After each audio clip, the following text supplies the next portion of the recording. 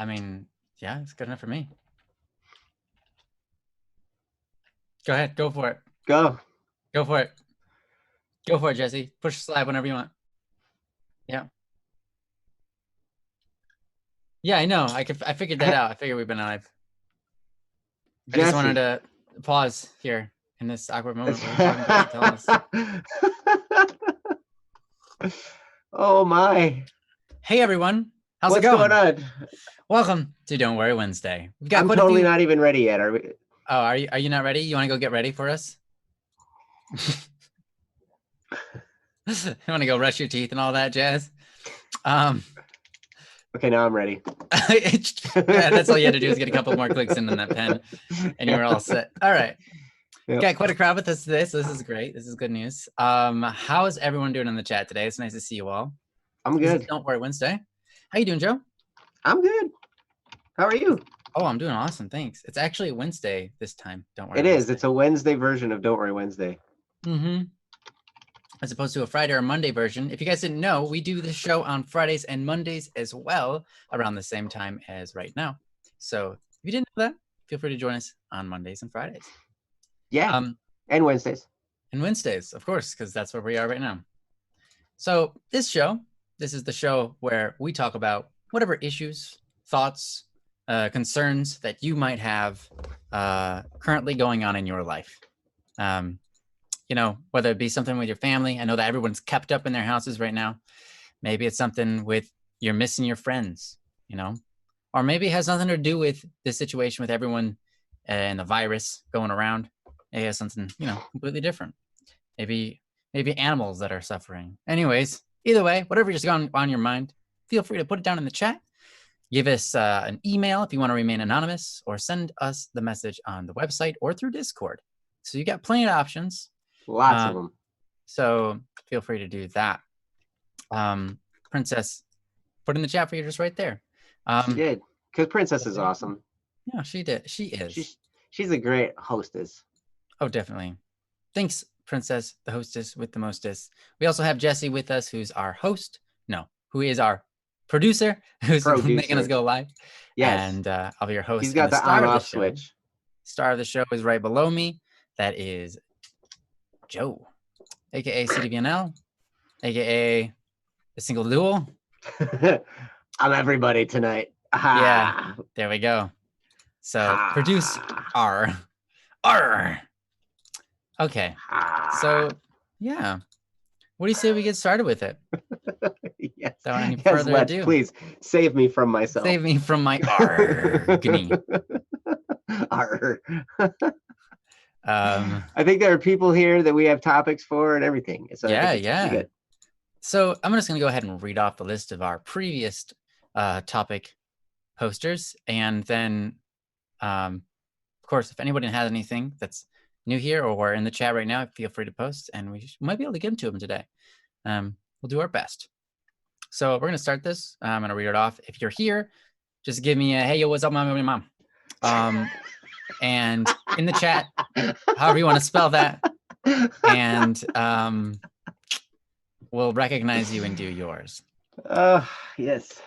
Hyrule, Sumner Kagan, John Doe, Man Left Behind, Eric Bodine, Caffrey, Subaru, Amira, Sakura, Akil, Superstars 111, JTJ, Nobody Important, Rain Knight, Sparrow. If you guys are here, yeah, let's check it out. Did anyone give me whatever the heck I said in the chat? I don't know. I see Jesse giving us a Sakura says, yo, what's up with your mom and I? Yeah, yo, what's up with your mom and I? Yeah. Hey, yo, what's up with your mom and I? Or Sparrow. What's up with your mom and them? You can ask what's up with their mom and them, which is a good question. Yo, what's up with your mom and him? Only the best flan. Sakura is here. Yes. Yeah, actually, I like flan. Lest Subaru is here. I didn't see them. So yeah. All right, let's do Sakura. Let's do that. Sakura. Okay. This awesome. Cool. Oh, Princess put in the chat for us, so thank you. Thanks, Princess. You're the best. Yeah, we You're love so you. great. Nobody important is an issue that is going to take a long time. Okay, that's fair. All right, Sparrow is here. Sweet.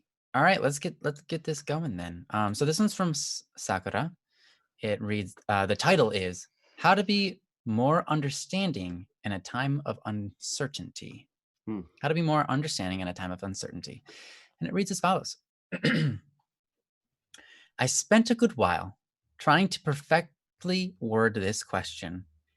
I spent a while trying to perfectly word this question in a way that gave enough, but not too much, backstory on my relationship with my parents.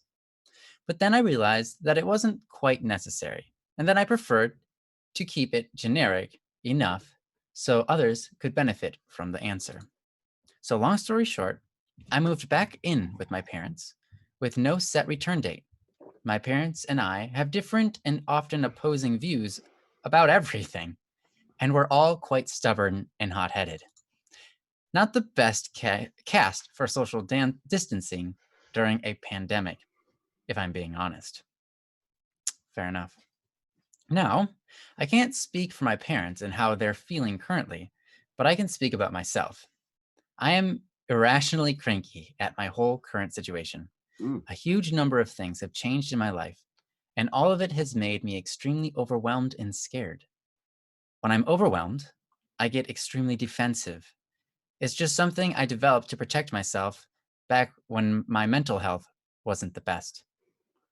Now, with this pandemic, every little thing that goes wrong puts me into a temper tantrum like mood that doesn't go away unless I do something to block the situation from my mind.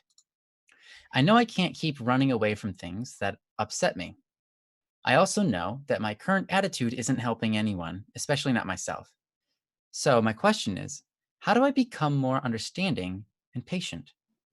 How do I keep in mind that I am not the only one affected by this pandemic and that change should and can start with myself? Very well worded here, Sakura. We appreciate this comment. It takes a lot of guts to put on the line, something that is your own, shortcoming. So first of all, I want to give mad props to you for the courage it takes to put this in here, and then also for the state of mind it takes to actually seek out an answer to this. I encounter so many people who, you guys say you guys are kind of set in your way, right? But I encounter so many people who they're like, I'm set my way, and I'm glad I'm set in my way, and I'm not going to change for anything. Right. And it's it's a big hinder to themselves as well as other people around them. So even if you think that you are stubborn, bullheaded, the fact that you come to us with trying to seek an answer, trying to shift your mental habits, trying to move forward beyond this, stress and kind of toxic atmosphere that you have in your own brain. And I have to hand it to you also for pointing out this, because a lot of times, again, people don't recognize their issues.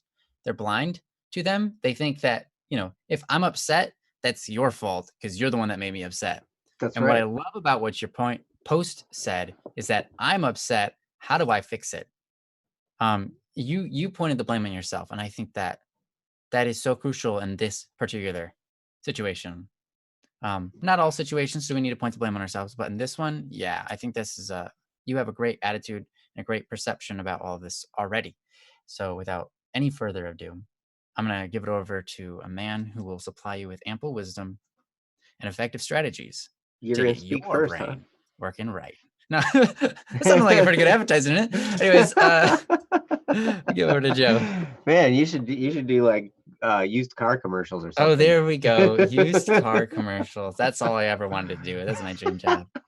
How's it, folks? Ryan here from Sundance Chevrolet.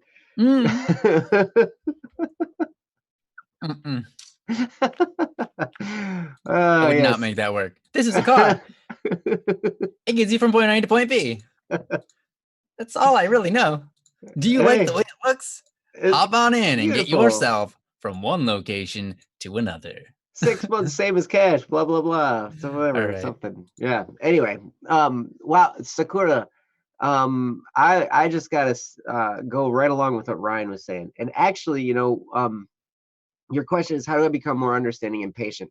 How do I keep in mind that I'm not the only one affected, that change should and can start with myself? You already have taken the first step by recognizing that there's something you can do to change here.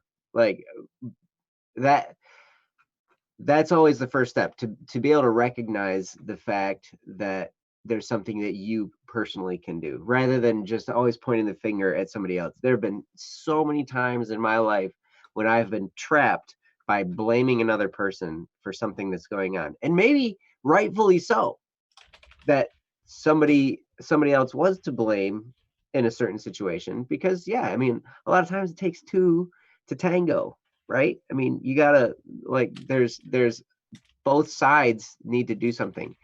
But I learned that I can never really expect another person to change, excuse me, just because I point out something that they did wrong. In fact, a lot of times pointing out the fact that somebody else did something wrong, a lot of times makes them less likely to do anything about it, because then the stubbornness and the pride kicks in, and all that, and it goes the wrong way from there.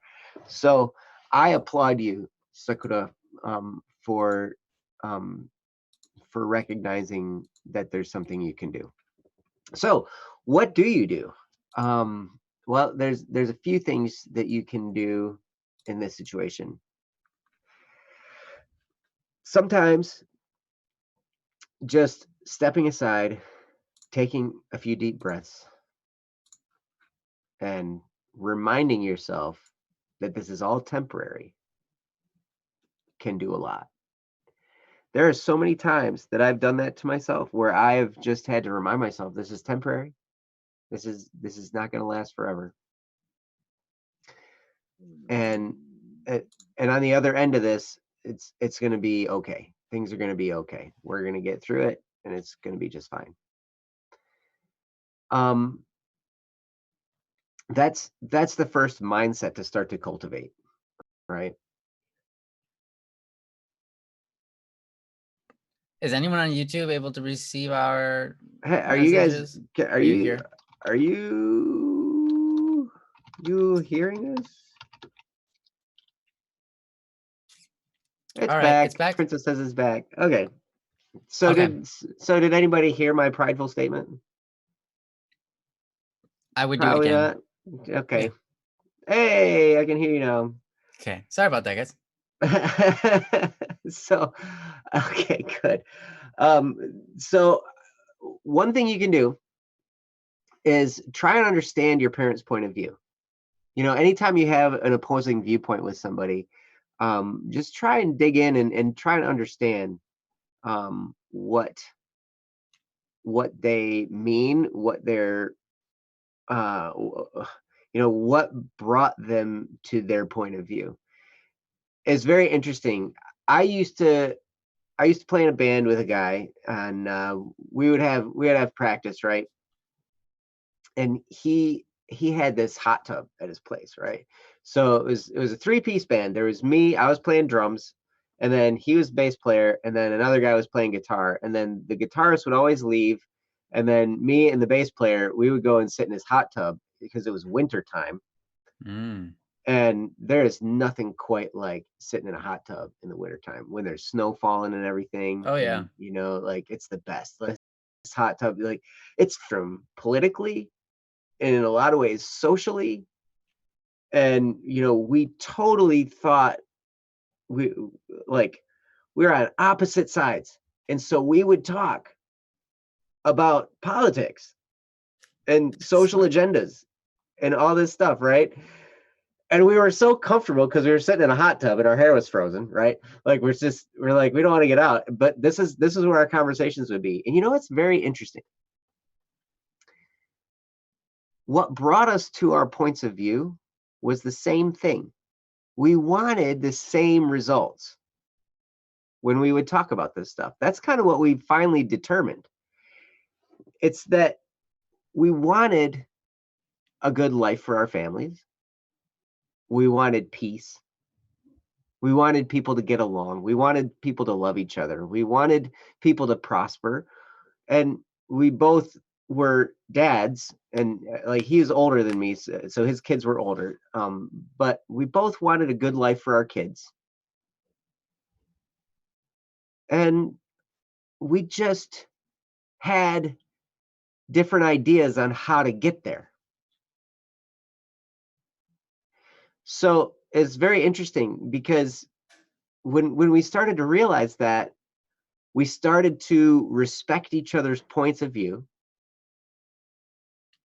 because we understood, hey, we just might have different avenues to get to the same destination. And we didn't, that helped a lot. Now, this relationship I had with this gentleman was very unique in the sense that we loved peace enough that we didn't want to ever get into an argument. And so we would go back and forth about these topics, but we would never get angry with each other. And I think that's a testament to him, because he had lots of opportunities to be angry at my point of view, and he never was.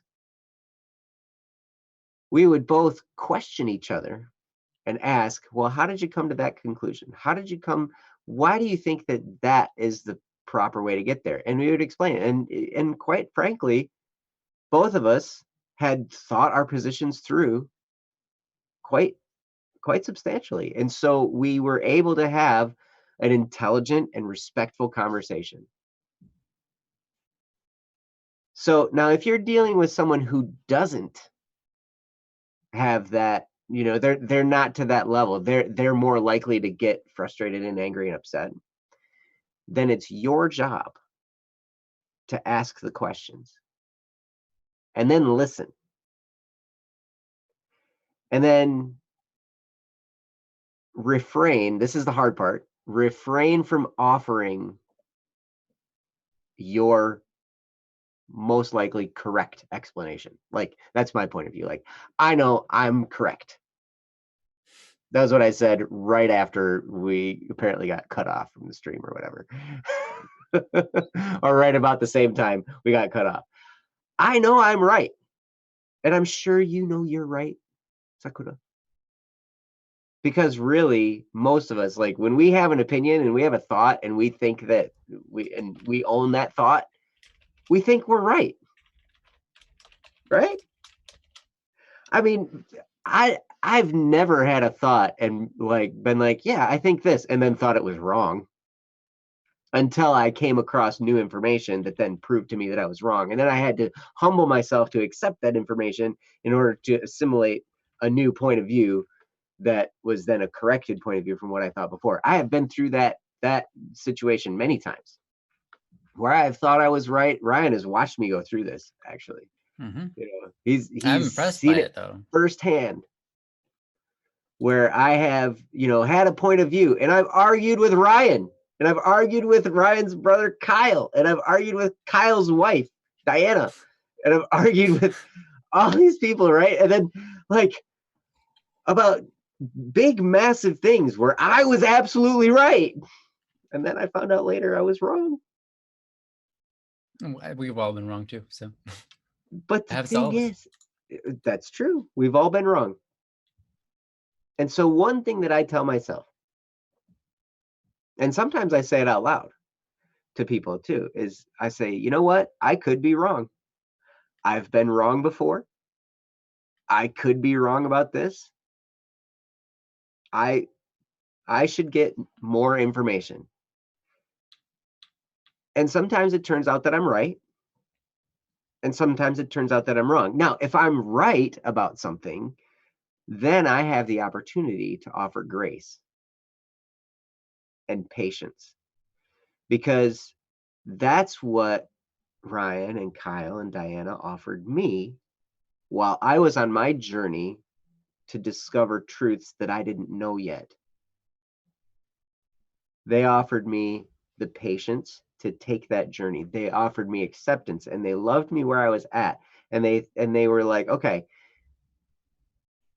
we're just going to love him. I don't think they ever thought I was stupid. Maybe they did, but they never made me feel like I was stupid. No. They maybe just thought I was a bit misguided. And you can take that same approach with other people. You can be like, you know what? I love them. They're great people. They're a little bit misguided, and that's okay. We're going to get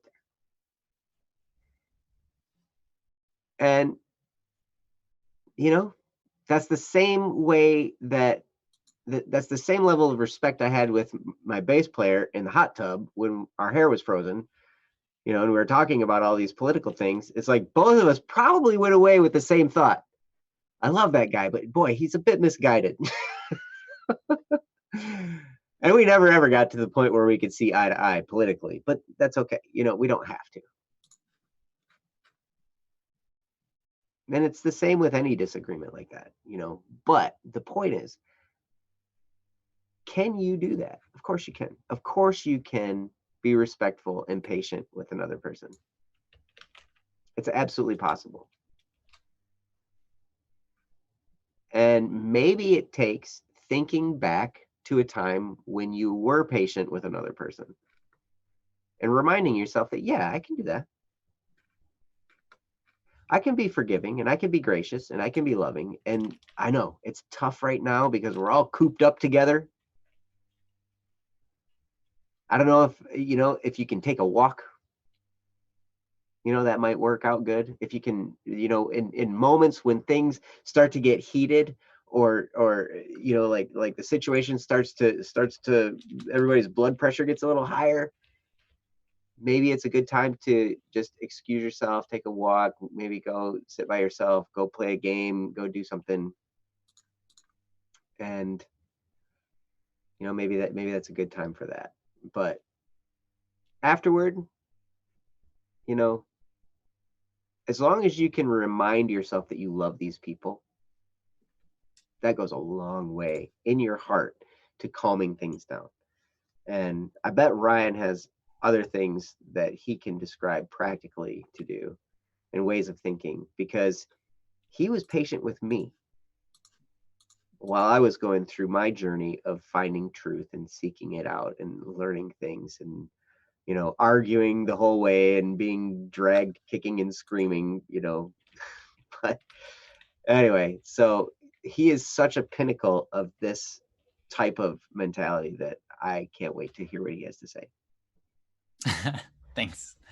Jack, Vision, how's it going? I'm real. So anyways, yeah. Okay. So here's the thing, like everything Joe said, so spot on.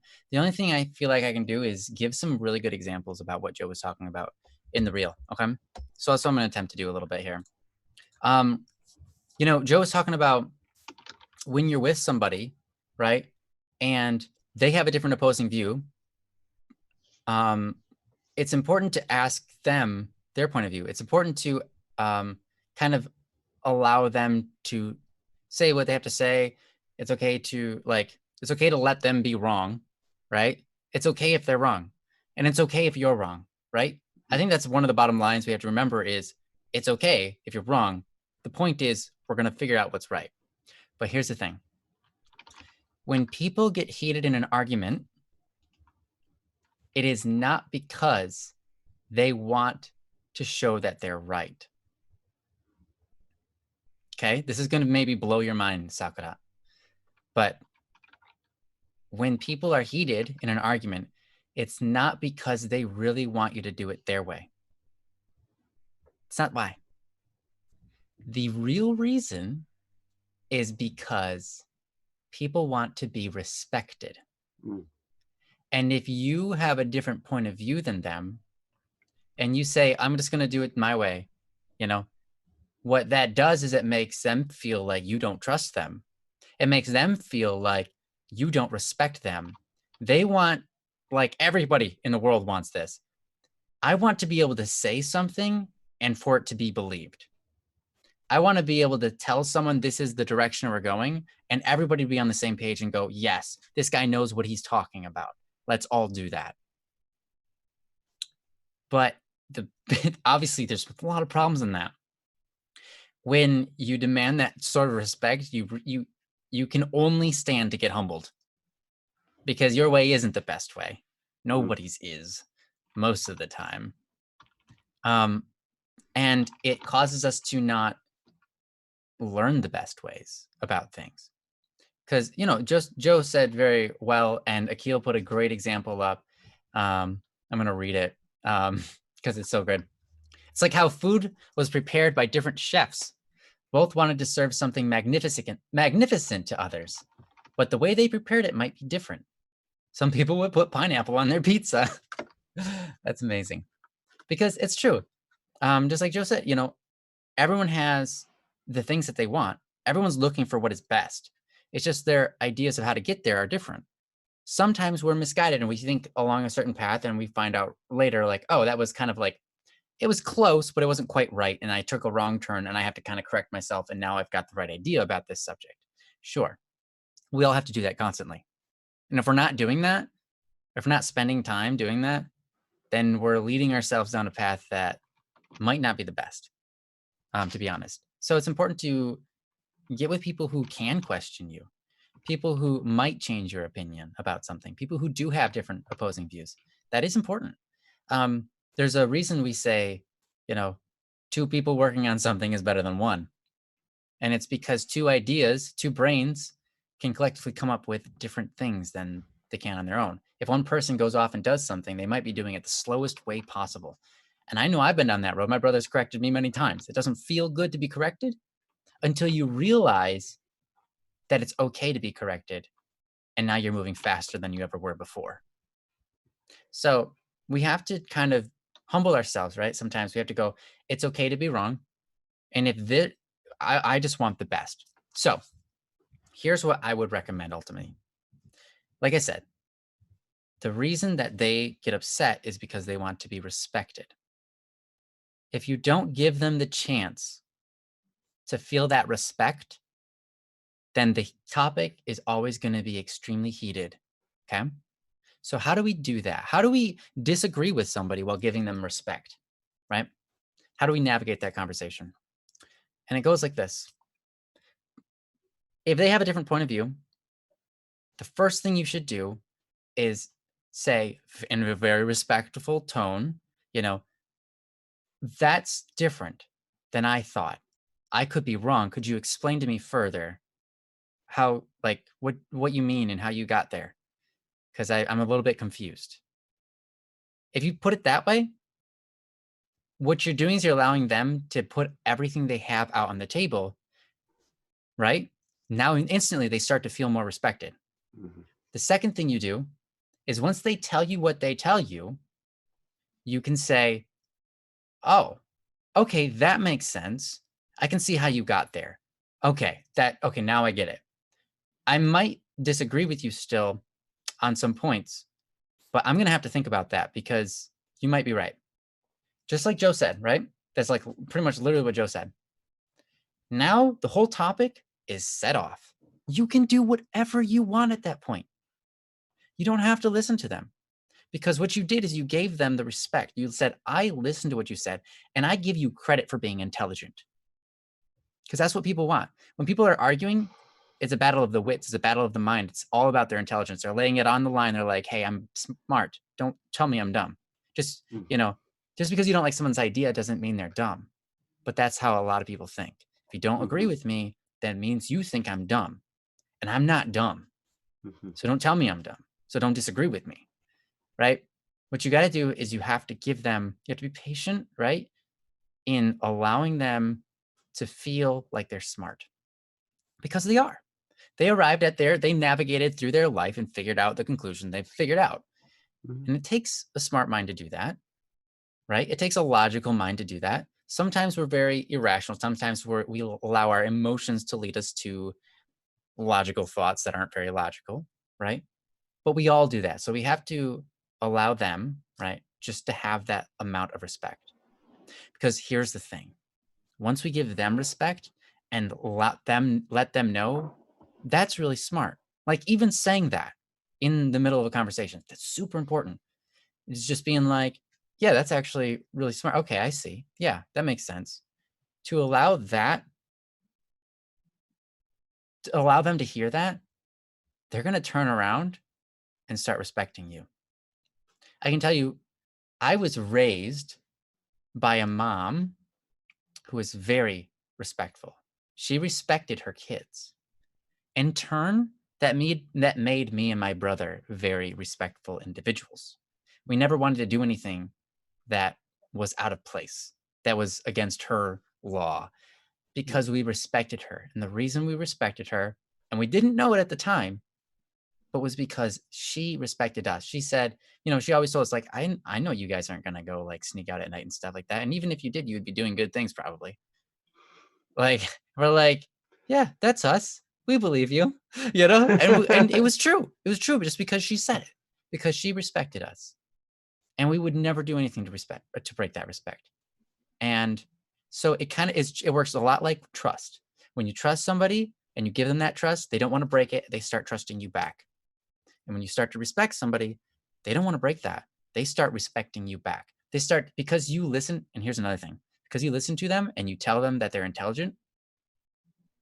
Well, it's funny because now you just said their thoughts were intelligent. So therefore, you must be intelligent. You must be really intelligent to agree with me. You know how often we do that in our normal day-to-day conversations? Whenever we get a Me Too moment, whenever I give out an idea and someone's like, "Oh my gosh, I totally agree with you." I'm like, "Yeah, you must be super smart because you agree with me, and I know I'm super smart." Guys, we do it all the time. It's hilarious. We do. It has nothing to do with being smart or not, but it's true. We do that. You allow somebody else that you just kind of sneak that in there. You just like, yeah, that's actually a really good idea. I get that part. I think I'm going to start trying that part out. The other parts I'm not so sure about, but I'm going to think about them, because if you're right about that, you might be right about the other stuff. I'm going to go think about it, and then I'm going to make my decision, and I'll do whatever I do.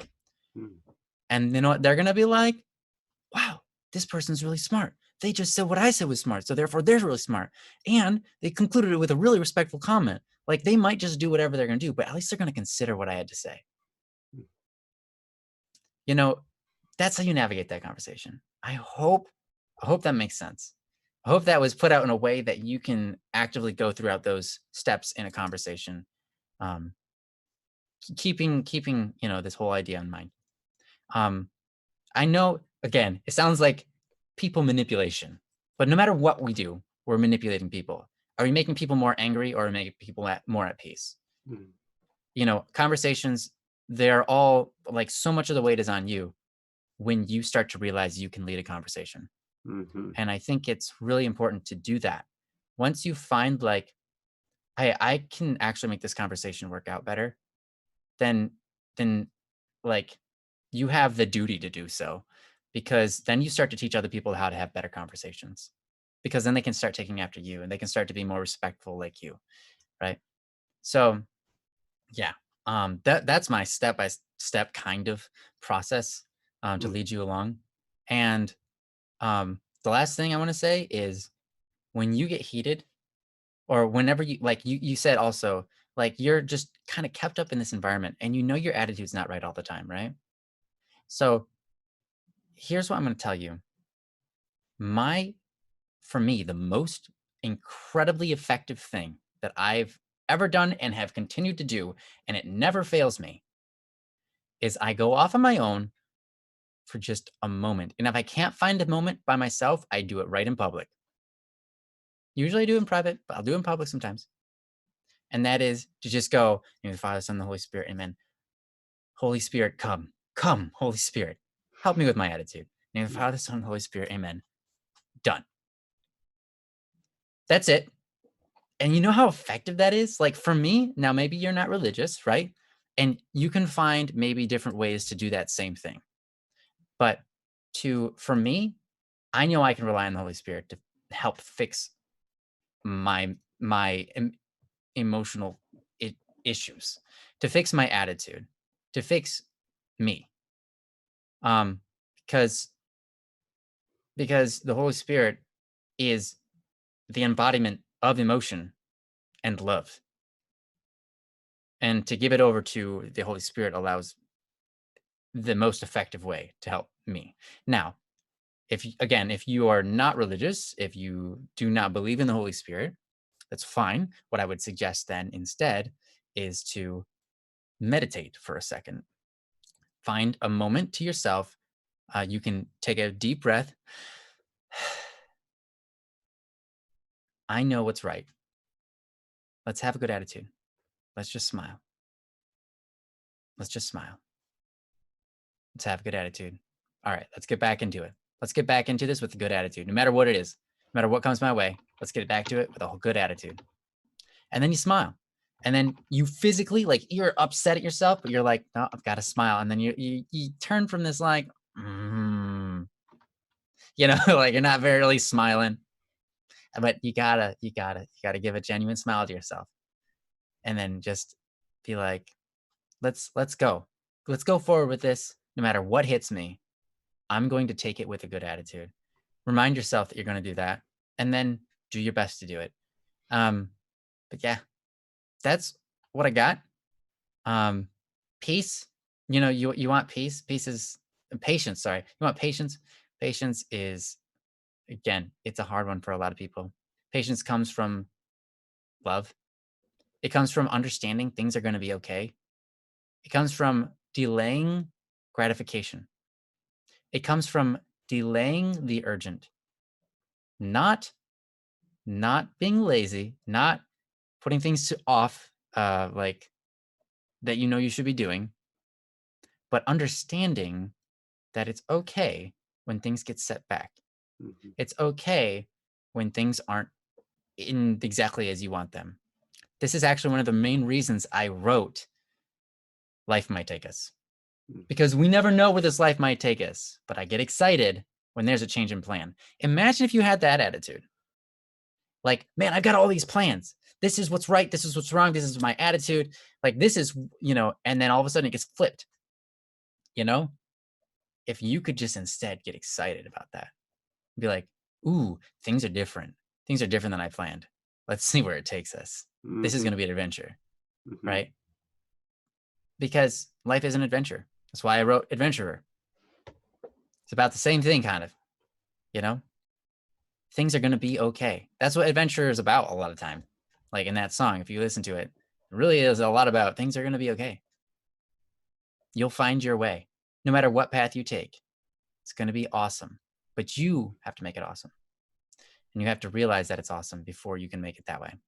So patience is, it's a lot about love. It's a lot about understanding reality and that things aren't falling apart. The idea that things are falling apart is an illusion, because things are still moving forward. Even right now, things are still moving forward. The only things that aren't moving forward is when you decide to give up. Like a lot of people right now are doing. They're sitting down watching TV or YouTube or playing video games 24/7 right now. But you know what? That means more opportunity for the rest of us. They don't want to take it. That's right. So don't let your world come crashing down. Take up opportunities, and you're gonna start feeling like, wow, I'm excited about what's going on right now. Even though, it's sad. It's a rough time, and it's sad that there are people out there who have no jobs, who are suffering, who are in pain, who are dying, and etc. The world's not falling apart. It isn't. It's going through a change. And you know what? We're figuring it out. So get out there, seek opportunity, make this life awesome. Anyways, we talked about this for about 30 minutes or more.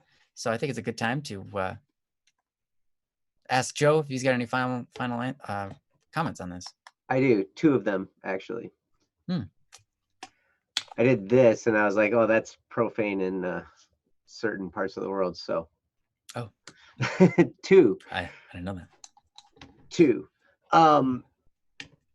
The first one is be forgiving of yourself, because as you try this, And as you continue and as you move forward, you're going to have those moments where you fail, and it's okay. You know, you're going to be like, I'm going to try to be patient, and you're going to fail. It's okay. We all go through this journey, right?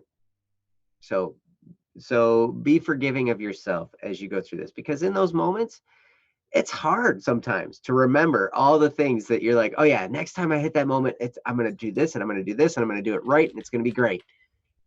And then the moment hits and your emotions are all jacked up and you're like, ah, and so you just react like you used to react, and you know, it's okay. But you can come back later, and after you've cooled off, and you can analyze what happened, and you can be like, okay, all right, what triggered this? And then boom, you know, you can start to figure it out.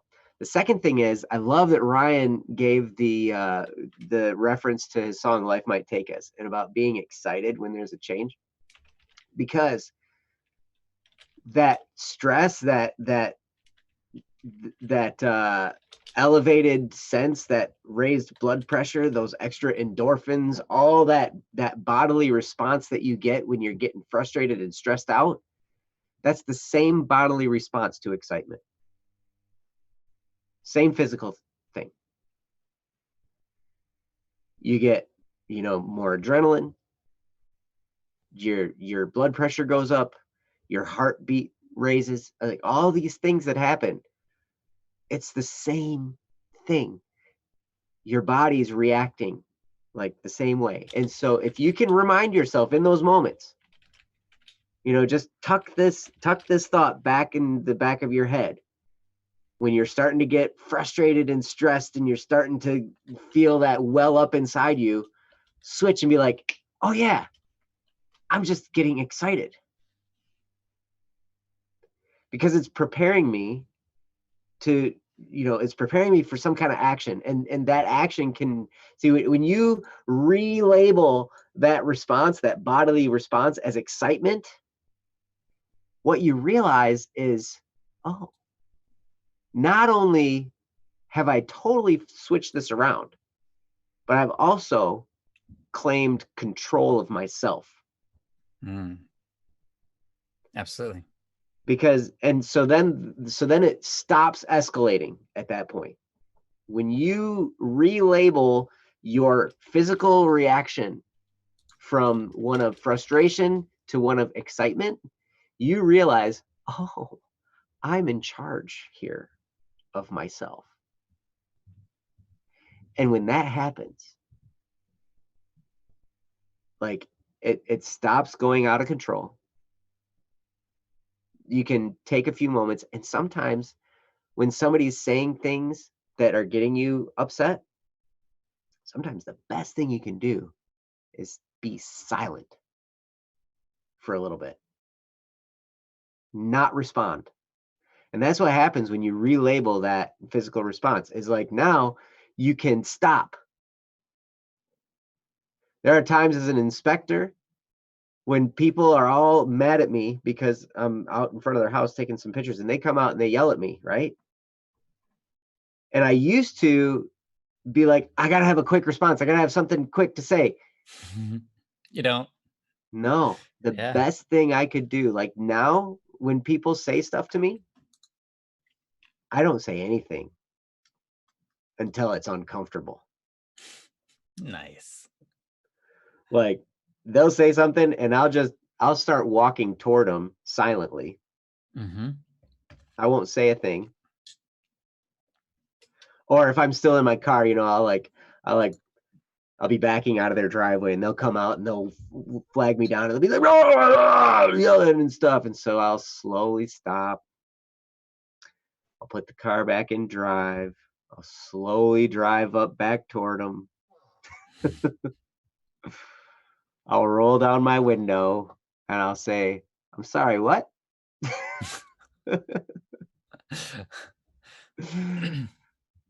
And it's amazing when you don't respond when things are getting heated like that. It gives them a chance to think through what they just said. And it also gives you a chance to think through what you might respond with. And it calms the situation down so much. It brings it way down, and then you can have a more relaxed and focused conversation. So, um, Yeah, that was actually 3 things, but, that's fair. yeah, that's all I had to add to that, and Thanks, Joe. And that's so true, man. I remember doing inspections like that and getting people like shouting at me. And I'm just like, I just hold my finger and like walk slowly towards them. Like, mhm, I'll be right there. And then, and then I like walk down their driveway and it takes like 30 seconds. mhm, And by the time I get there, they're like calm as a cucumber, yeah, you know? it's It's interesting. true. Mhm. So, yeah, Because yeah, you give them the time, and also your demeanor changes everything. If they see you, like if they see you coming up and you're all calm and collected, they're just like, oh, he's not trying to kill me, so this is good. All right, I guess I could be more respectful to him. Like the last thing I want to do is shout, you know, shout across the way and be like, this is who I am, I'm doing this, right? I want to make it cool, clean, right, soft, good tones. So I walk all the way up there and respond. Um, but anyways, that's a whole nother industry, but it applies in light here. So yeah, to allow that time to elapse allows people to readjust themselves and not just spew out everything that's right, awful. It's exactly. but allow yourself that time. Yeah, But anyways, yeah, thank you so much for this question. I love this question. It was a great one. mhm. Um, and Sakura, you're an amazing person. Thank you for being on the show with us. And also, thank you, Joe, for the great responses to this. Thank you for the great responses. Yeah, let's move on. So, We shall do that. That's a yeah, great I'm going to great go ahead plan. and go down the line again. If anyone's here, just throw me a what you in the gabat in the chat and we can get to reading yours. Good luck with that one, guys. Wajit Gabap or something like that. Or something like So, that. I'll just write it Hyrule or something like that. or something like that. That's what they'll write. Good job, Steve. That was it. All right. Hyrule, Sumner Kagan, John Doe, Man Left Behind, Eric Bodine, Caffrey, Rosie, Subaru, Amira, Akil, Superstar 111, JTJ, Nobody Important, Rain, Knight, and Sparrow. I think there might be another one coming. Um, there might have been one that was posted by, oh, geez. Someone asked earlier, was it Vision or was it Zero? It was Yes, it Zero. was 0. It was Zero. Okay, they might still be making theirs up. That makes sense. Okay, so looks like Steve L has one because he said whatever I said. um, yeah, nope, he doesn't have one. So Sparrow's here. We know Sparrow is here. Akil is Akil here. is here. Um, and yeah, so it looks like Akil comes next. Cool. Yep. Awesome. Akil, you're an incredible human being. I'm so happy that you're here with us. You're so funny, dude. Okay, so this is from Akil. It's titled Connection Setbacks. Connection Setbacks. All right. It reads as follows. Connection is defined as a relationship or links between two things where they were of the same of the same or different nature. Defined as a relationship or link between two things where they were of the same or different nature.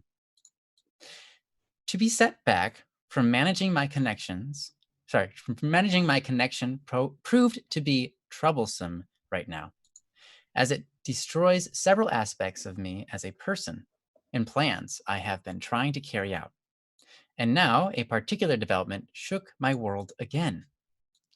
The order is out. By the Chancellor's approval, all students of the People's Trust Party University of Technology will be attending their studies online for the whole semester. It sounded like a paranoia inclined decision, but with the uncertainty of the current situation, it became a necessary step. Movement Restriction Order, MRO, is being carried out here.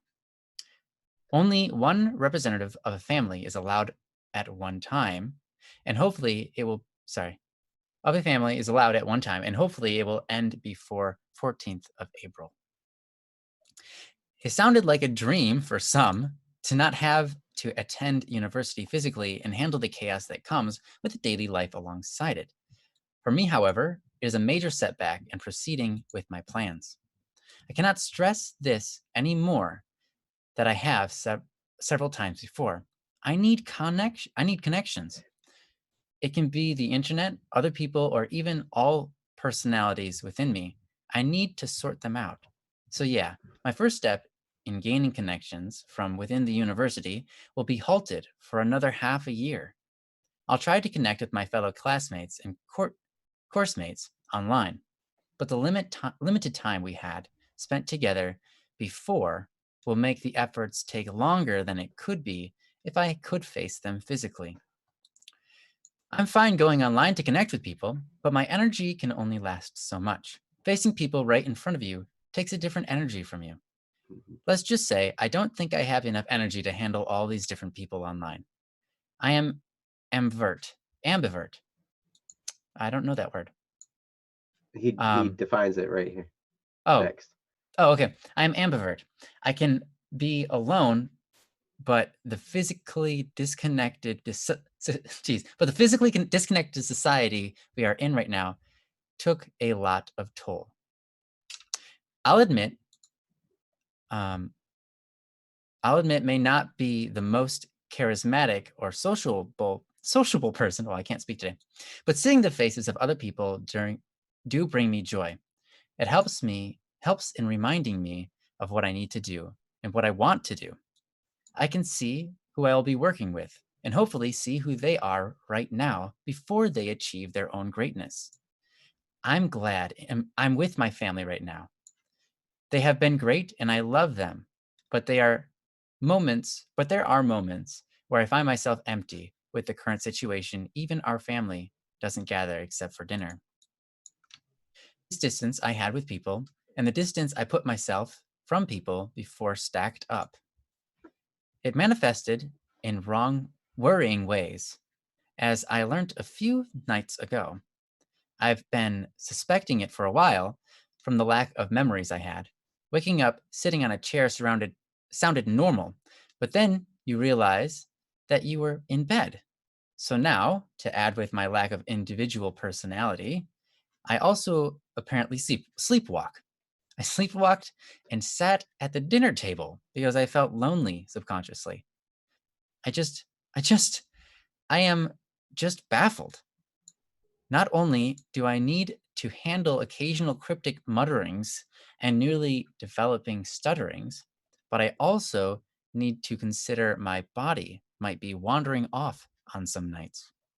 At this rate, I'm going to talk like a really shy anime girl half of the time and scare myself as I whisper things I only cult leaders would say the other half of times.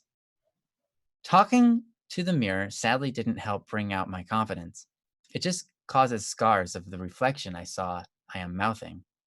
I never thought that it would be easy. Sorry, I never thought that it would be so massively manifested physically in my eyes, but not for others. Sorry, in my eyes, but not for others. I've been more interactive with my family now, but of course, they can't notice as the signs went into hiding. I knew I was very good at lying, and I'm very afraid of lying at myself. I'm just confused. Are these signs just cleverly hidden from others? Or was it something worse? Was it just in my head? Am I creating a problem where it shouldn't be? Or is it part of my personalities merging? Am I going to be deviated from the mental and spiritual development I was striving for? Or am I just trying to blame everything on parts of insanity because I don't want to take responsibility? What is real anymore? Who am I anymore? Which one of me wrote these questions? Will I ever remember that I have had multiple selves?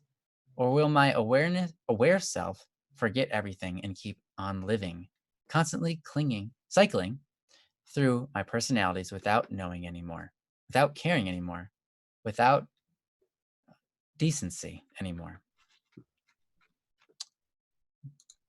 Yeah, that was a long read. Thank you so much, Thank you, Akil. Akil. Yes, It's always that's great to wonderful. read these. Sorry for butchering it a few times. And it's okay that it was long. I appreciate that. It's good to you know, kind of hear back from you, get a lot of your self thoughts, what's going on. And I just again I love the way you write. Um, it's professional and it's very reflective. So yeah. Um, lots of things you said. You know, dealing with this loneliness, dealing with this time where you can't meet with people in the flesh, and it taking kind of a different energy, to do that online. Yeah, so much is true here, and it's really interesting how we're, going to go through this, how you're going to play this out. You know, earlier, one thing I said, just because it's a change of plans doesn't mean it's bad. It could be just a new face of the coin that we're working with, and it might work out better for us than we expected. The best thing we can do is take an opportunity when we see it. And sometimes when things like this happen, it's like, oh, geez, my plans, all I wanted to do was get out there and start talking to people face to face because that's where I'm going to excel. Then all of a sudden, the whole thing gets flipped upside down. You can't even do that. Mhm, But now you have something different. You've got all this time at loan. You've got this time with your family. mhm, What are you going to do now? What's the opportunity that's here? What's the nugget that is being provided for you, that God's giving you, so that you can take this and nurture it into something that you can use later on? And then eventually you'll get back into being able to talk with people again. This isn't necessarily a setback, right? It might feel like one, but you can turn into an opportunity. mhm, It might be a setback, but with an invested interest that expounds after mm, the setback ends. mhm, Sometimes that's the case. We think we're getting set back, and then all of a sudden, all this stuff we go through then amplifies later when we're finally no longer set back, when we're finally released to do what we were going to do. Now we have so much more control. Now we have so much more um, um, coming from it. mhm, So keep that in mind. And then you side of thing, this whole other side of thing with the multiple selves and trying to figure out like I'm sleepwalking. That's crazy. Like, what do all this chaos going on. mhm, And so we've got a lot to talk about here. Hopefully we can cover it in a timely manner, but I'm going to get over to Joe and see what he has to say about all this. mhm. I love where you started off, Ryan, because you started us off talking about opportunity, like the fact that even though this seems like a setback, and it can and it does. I mean, and in a way, there are a lot of setbacks involved here, but it is true. There are opportunities, and even when something is just, it seems like it's just one big, huge, long challenge. The opportunity in that is one of strengthening. The challenges strengthen us.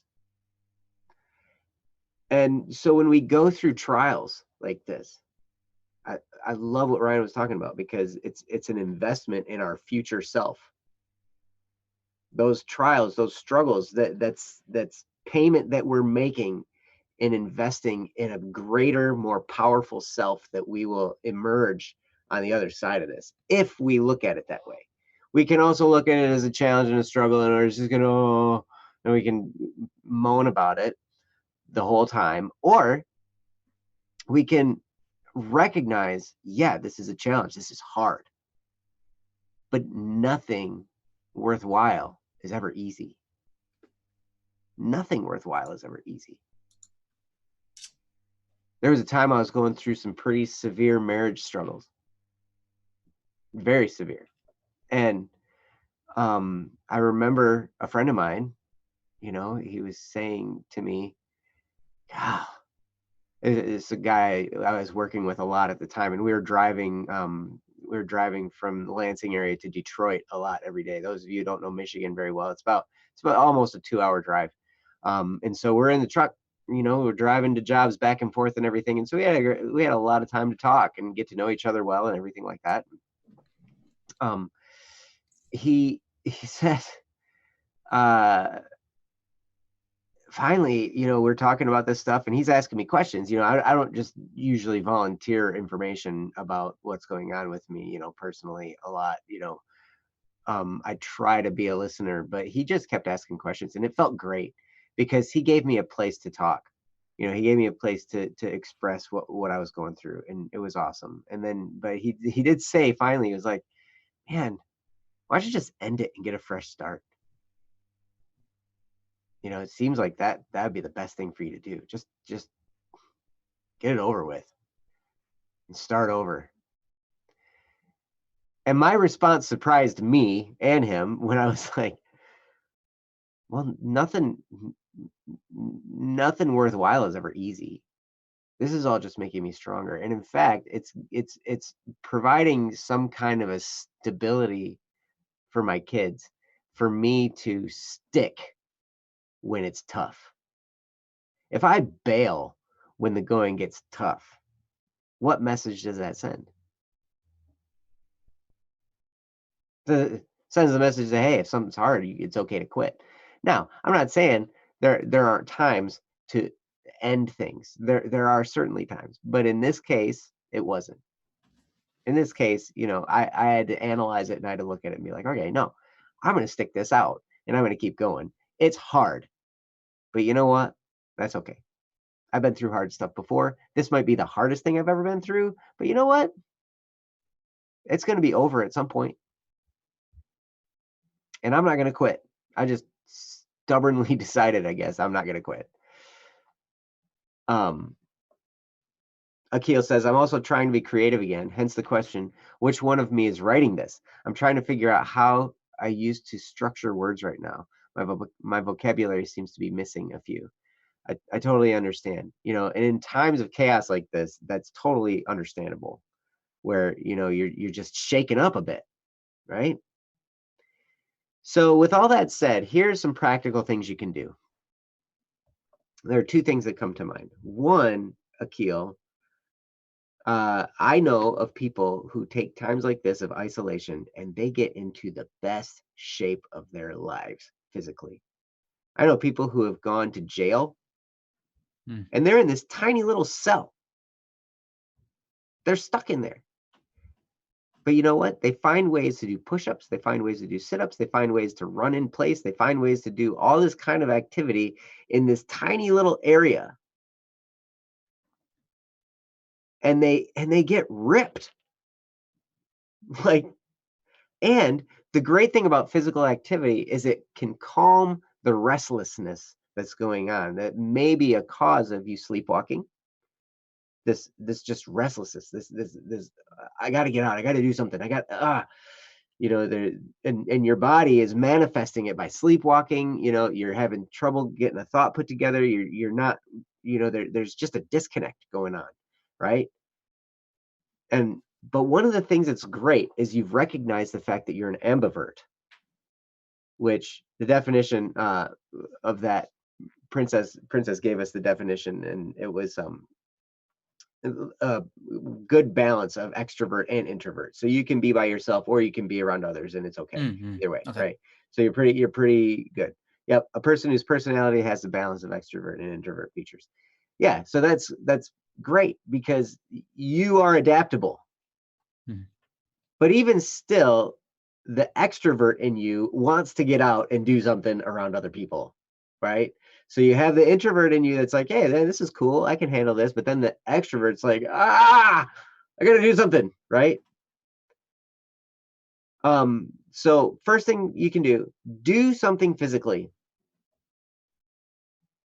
You know, exercise strenuously, I would say.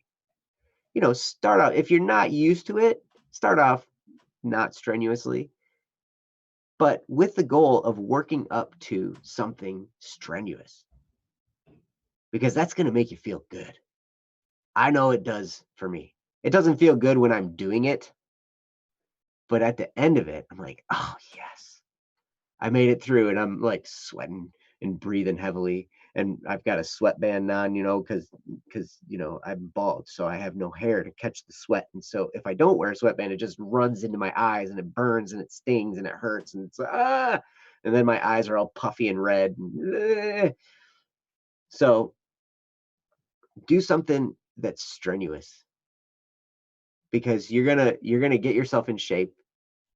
You're gonna have a lot of self-respect. You're gonna have a lot of self-confidence, and you're going to calm that restlessness. And the other thing I would say to do right now, the perfect time, is to step up your prayer life. If I'm not mistaken, the faith that you have, Akil, has built into it prayers with physical motion attached to them, like postures and physical movements and stuff like that goes along, and there's kind of a bit of a ritualistic aspect to that. Praying with your whole body and in a meditative and in a controlled kind of physical way can bring so much centering and peace. I mean, that's one of the reasons why as Catholics, a lot of what we do, we stand, we sit, we kneel, we use our whole body at church, which we can't do right now because we can't go to church. But Yeah, we can go there right now. But doing that, those physical movements allow us to go deeper into our prayer. Because it gets our whole physical senses involved, it gets all of us involved into it. That's why they burn incense, because the smell is another physical thing that attaches us to a prayerful state. That's why lighting candles, I had a priest tell me, when you pray, do something to change your environment, even if it's just lighting a candle, because that change of environment will draw your brain into a prayerful mentality. And I think if in your faith there's prayer with kneeling or bowing or postures or hand motions or all kinds of things like that, all that is going to do is going to physically bring you deeper into that prayerful moment. And that can center you in great ways.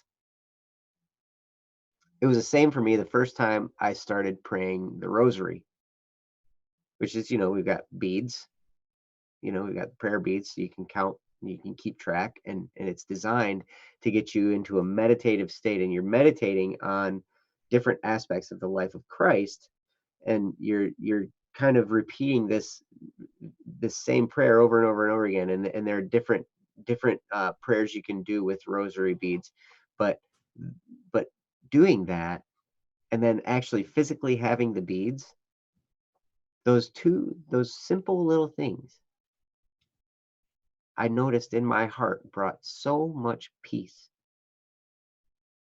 Because I knew after I was done praying a rosary, I was just like a lot of weight had lifted. And there was this peace that came over me. And the same can happen in any type of meditative prayer situation. There can be a peace that you achieve, and it's God-given for sure.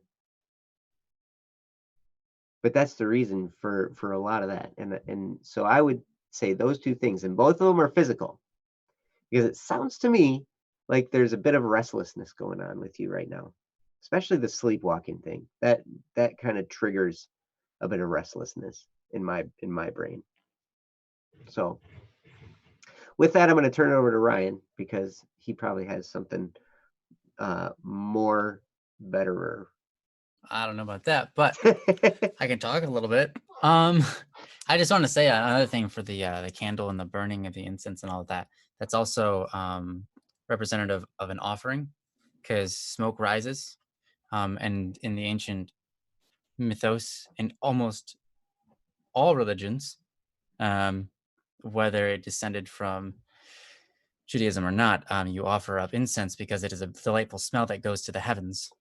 And while God isn't sitting there in the sky smelling it, it's a symbol that means more than just the physical reality, which is beautiful. But anyways, carrying on to the thing, Akil says, yeah, sadly, even Friday prayers are canceled right now. But yeah, prayer does help a lot. That's why I'm still hopeful. That's why I can state what I'm facing, as bitter as it is right now. Um, yeah, dude, that's awesome. I'm so proud of you, honestly. I really am. Um, so keep that up. Keep that up.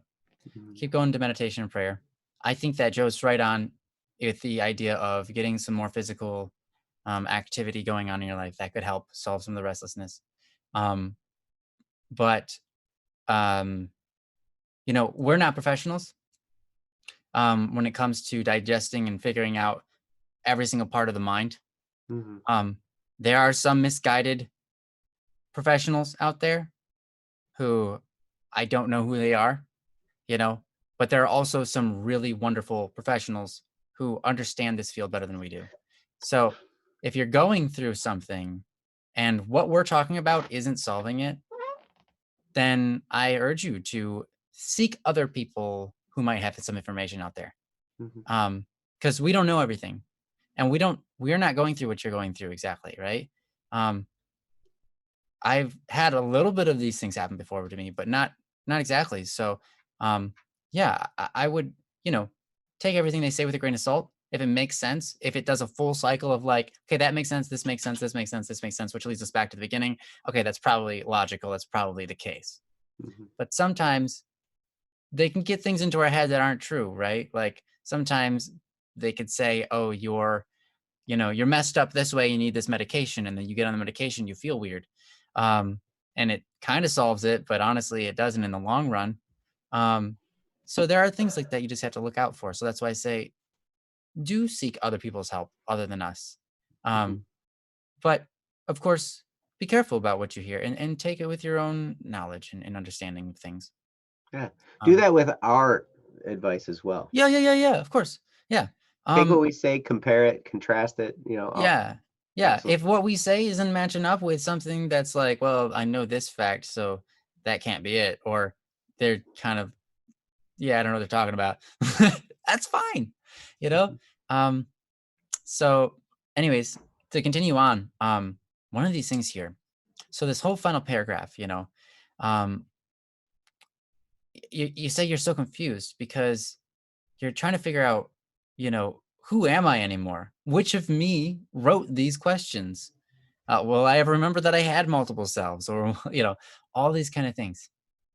You're really looking into something about like having multiple versions of yourself wrapped up in one body, and at times some come, at times others come, at times you completely forget sets of information that other ones might, kind of know.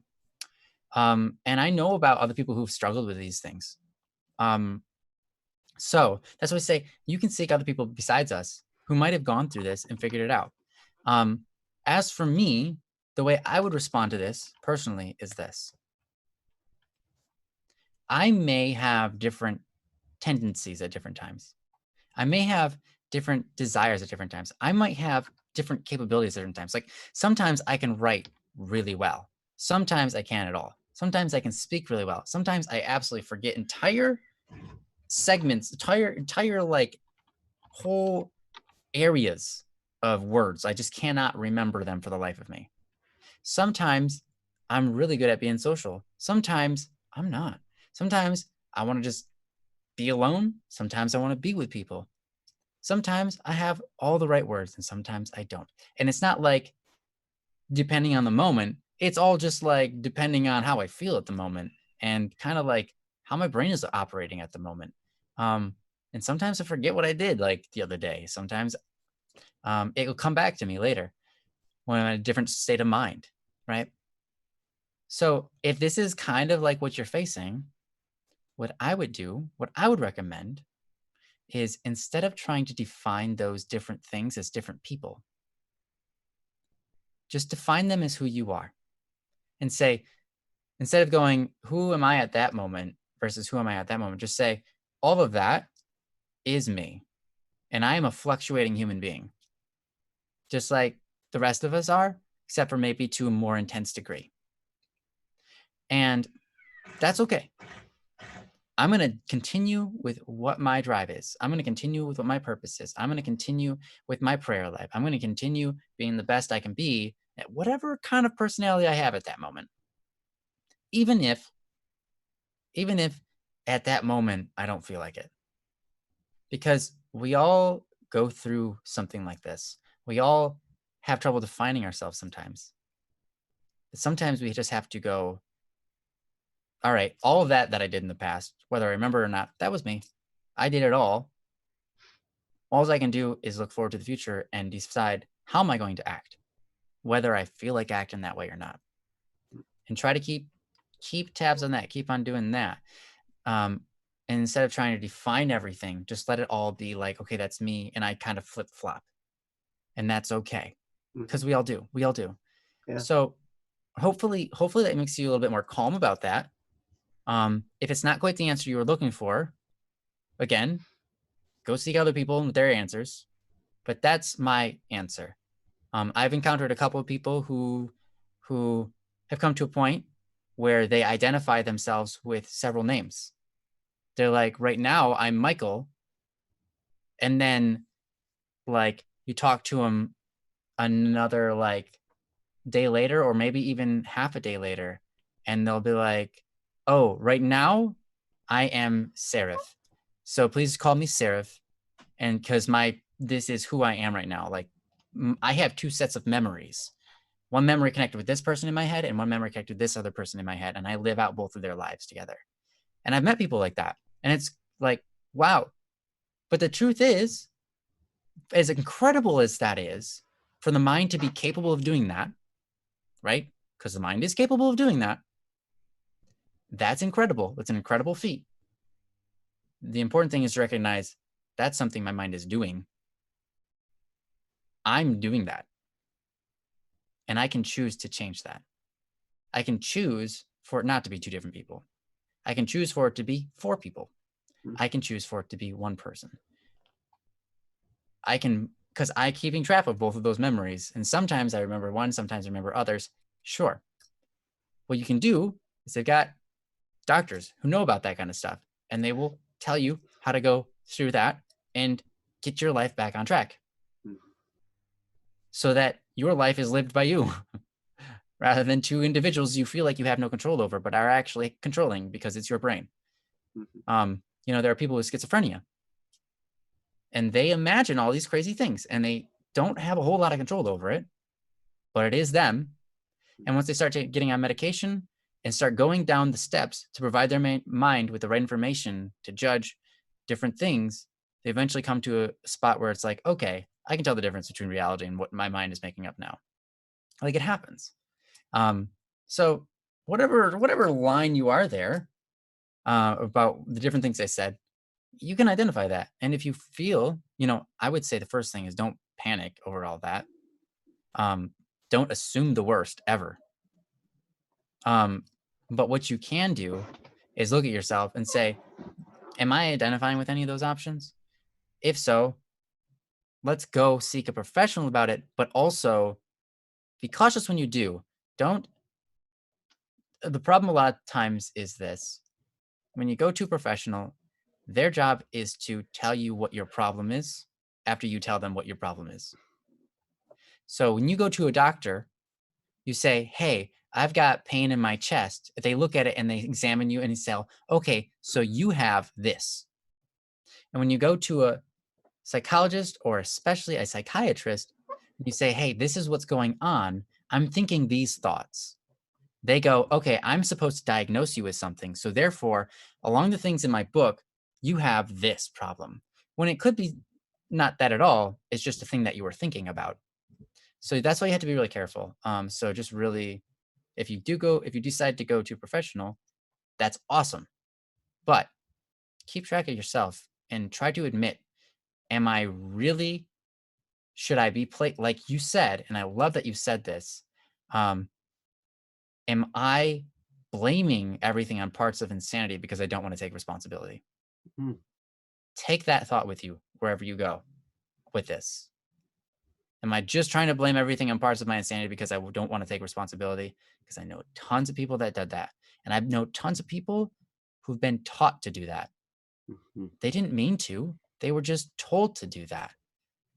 And they just think like pretty much everything is because they have this problem that happened to them, 20 years ago. And then it manifested into this mental issue that they can't solve. But the truth is, they could solve it all along. They've just didn't know how, or didn't want to, or wanted to keep on blaming others because it takes too much effort to take responsibility. So, yeah, I just want you to keep that in thought because you came up with that and I love it. It's so true. Um, but yeah. Um, and let's see, was there anything else that I wanted to talk about? Hmm. Um, There was. what was it?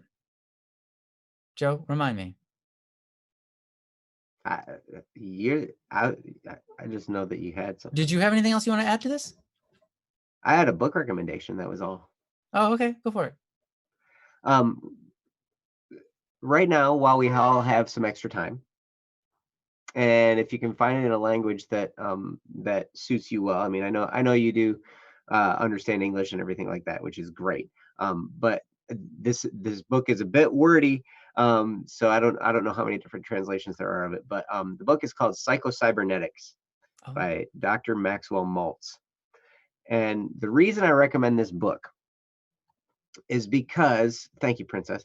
Um, this book, first of all, it taught me so much. But one of the things that helps, and I think this could help in this situation, what you're dealing with right now, um, and especially it goes right along with what Ryan was just describing, and that is he describes our mind and our body and all these things that we have. These things are tools. They're gifts that we've been given to use while we're here. We are not necessarily, now it's interesting because he poses the recommendation. He's like, we are not our body and we are not our mind. mhm, We get those things to use while we're here.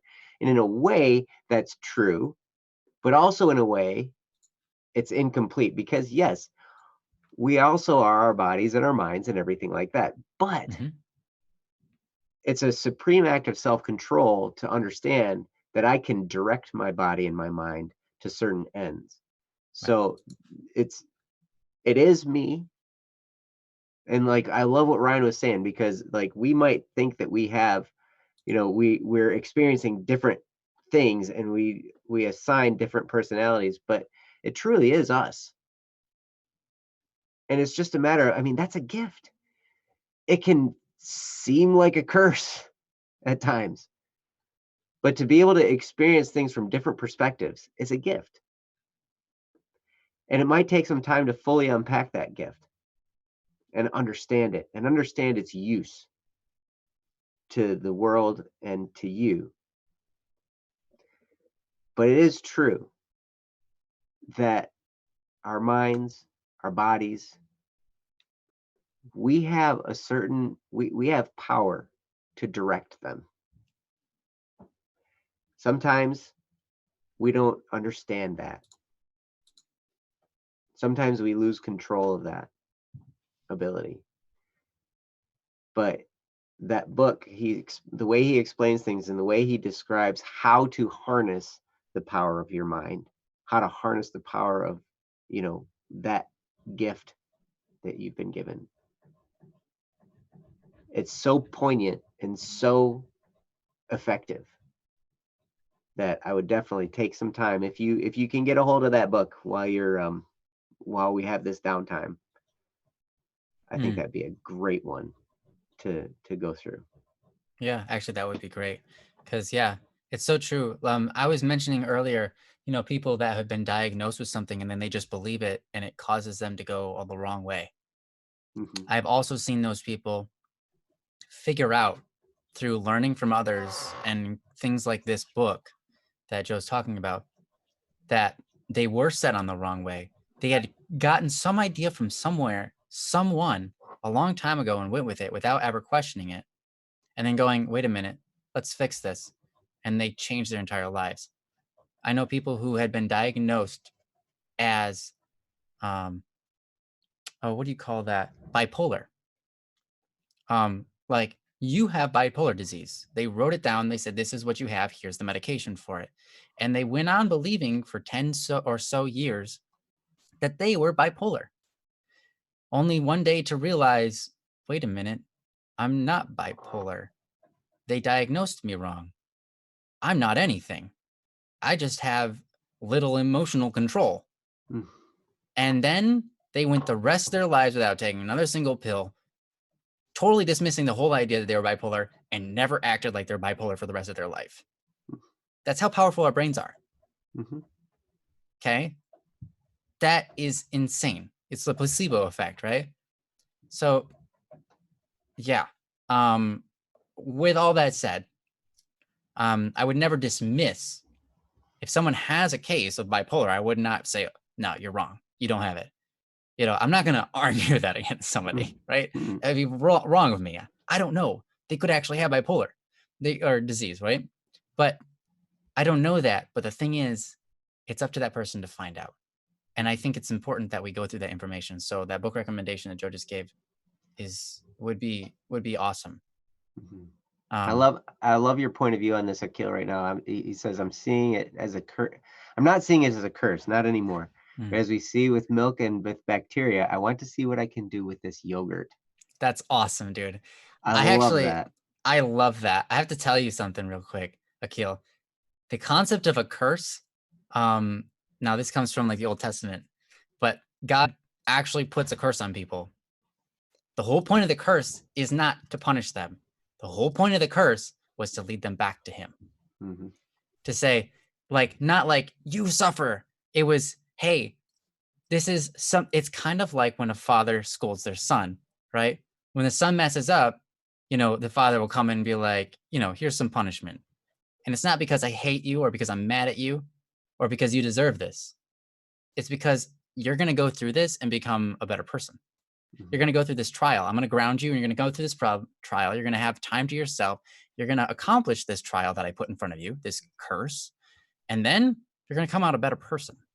Mm-hmm. And that's kind of like, I love what you say because it ties right into that. You don't want to see it as a curse because it's not just like punishment. It's not just like you have this thing that is just ultimately evil and sets you back and always will. But it's something that you can, like you said, turn into yogurt and make do with that. I love that. That's beautiful. Thank you, Akil, so yeah. much. Thanks for Thank your you so insights much, and your yep. Thank you. Yeah, we seriously hope that this has helped and moves you forward. It's kind of, if you got so much going on here. It's interesting. Seize the opportunity of the moment, man. Figure out what you can do at this time, and make the best of it. Maybe I don't want to give you any ideas because I could be, I don't know what the laws are in your region, so I won't. But yeah, consider what you can do at this time and make something awesome out of it. There's so many people who are sitting back doing nothing right now. Mm-hmm. Don't do that. It's awesome that you're with your family and that you love them. And that's Agreed. So I was so happy to read that.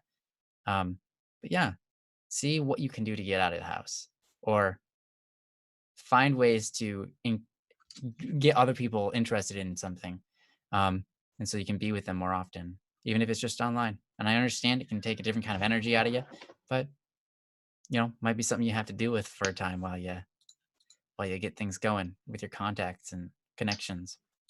Anyways, with that, thank you so much, Akil, and thank you, Joe, for the great comments as well. Yeah, sorry, my audio did something funky there for a second, so I had to all good. I didn't hear much of what you said. I heard you say thank you to me though. Oh, yep, that was it. That's all I said. I said thank you the whole time. Until you came back. Cool. So let's we've got about a half an hour left, which is awesome. So we can do another one, right? Yeah. All right. Awesome. So yeah, everyone, the chat's kind of dialed down. It's been a little bit quiet. People were probably really focusing on what we were saying, which is cool. So let's get it back going. Anybody? What? Oh, you, Josie? Oh, has it been laggy? Oh. Yeah. It's Jesse's fault. Oh man. It's Jesse and YouTube's fault, and it's April Fool's Day's fault. Yep. Oof. That's the what it is. Yep. That's the what. That's the what. Well, I can't. No one can hear me say it. Refresh your page. Hopefully, I'm gonna do it. that'll I'm help. gonna Okay. refresh my page. Do it right now. I'm gonna do it right now. Yep. Oh, nothing new. Thanks. Go right back at you. Oh, sorry. Thanks. Go right back at you. I just need some more perspective on this. Yeah, it's so cool to have you here with us, Akil. Even when you weren't putting questions down, we're so happy to have you here. So thanks. And we're glad you're back at putting your thoughts and crazy life down for us. But yeah, whether you do or not, we're excited that you're here. Yeah. Little Miss, hey, welcome back. It's all good. Had some connection issues, but not too bad. Yeah, it's. I think it's on our side. Sorry about that. Oh, error. YouTube is not receiving enough video to maintain smooth streaming. As such, viewers will experience buffering. Maybe this Watch is this. YouTube How about playing a this? prank on us. Here's some video for you, YouTube. Oh, geez. There. Is that enough Ouch. video? I feel like you just punched me, man. Maintain some With a smooth wall streaming. full of positive energy. Yeah. Oh, sweet. Oh, thank you, Joseph Kennedy. Oh, It thank is you. called Thank you. bipolar disorder, not bipolar disease. Yeah, Yes. I knew I was saying the wrong word, but I was like, that's why I paused every time I said it. I'd be bipolar disease. And I was like, that's not the right word, but whatever. Thank you, Joseph Kennedy. Thank you so much. Yeah, bipolar disorder. Yeah, because it's not a disease. It's not of the physical nature to be called a disease. So yeah. Anyways, I'm gonna go through the list. If you are here, please put a Imokima on the chat. And Imokima. Imokima, good luck. That one's not too bad. Imokima. However you want to spell it, it's wrong. So Hyrule, Sumner Kagan, John Doe, Man Left Behind, Eric Bodine, Caffrey, Subaru, Amira. We just did those two.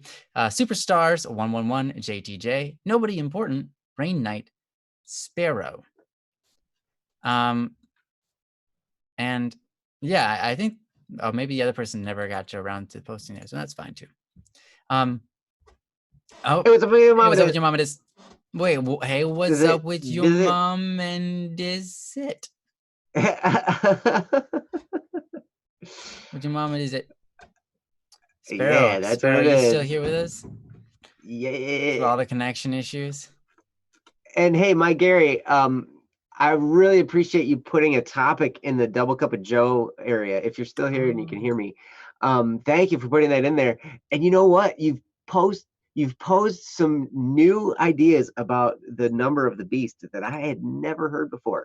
Oh, really? Which is pretty cool. It's going to cause me to do some research before we cover that. But it is our plan to cover topics that show up in the Double Cup of Joe area. And as our website becomes revamped, we're in the process of doing a lot right now at BSS. And one of those things is to figure out how to make our website even better for all of you. And so it's gonna be cool.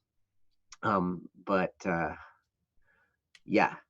Thank you very much for posting that topic, and we will get to it. I just want to do some research so I actually sound smart. Got it. And yeah, we're going to be changing. Just so you guys know, I'll take this time to make a little bit of an announcement. We're going to change the time of Double Cup of Joe show from 6:30 in the morning to 7 in the morning. I know a lot of you are like, "Oh, big deal! It's a half an hour difference." Well, half an hour make a big difference. It can make a big difference to people. For Joe. Sure. For both of them. Yep. Well, it doesn't make a huge difference for me. I'm generally up anyway. Jesse, big deal. I'm still sleeping. We are gonna wake you up one day. We're gonna just like bombard you.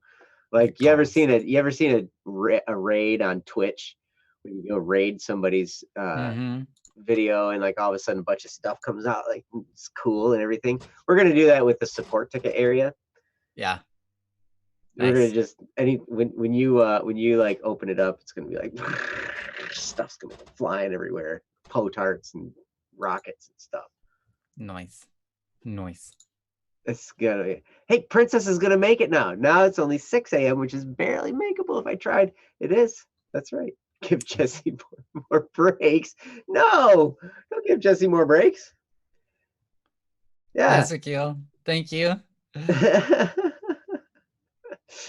Oh, Joseph Kennedy is Dr. okay. Bright. Dr. Got it. Dr. Evander. Bright. Hey, got it. Hey, cool. Good to know.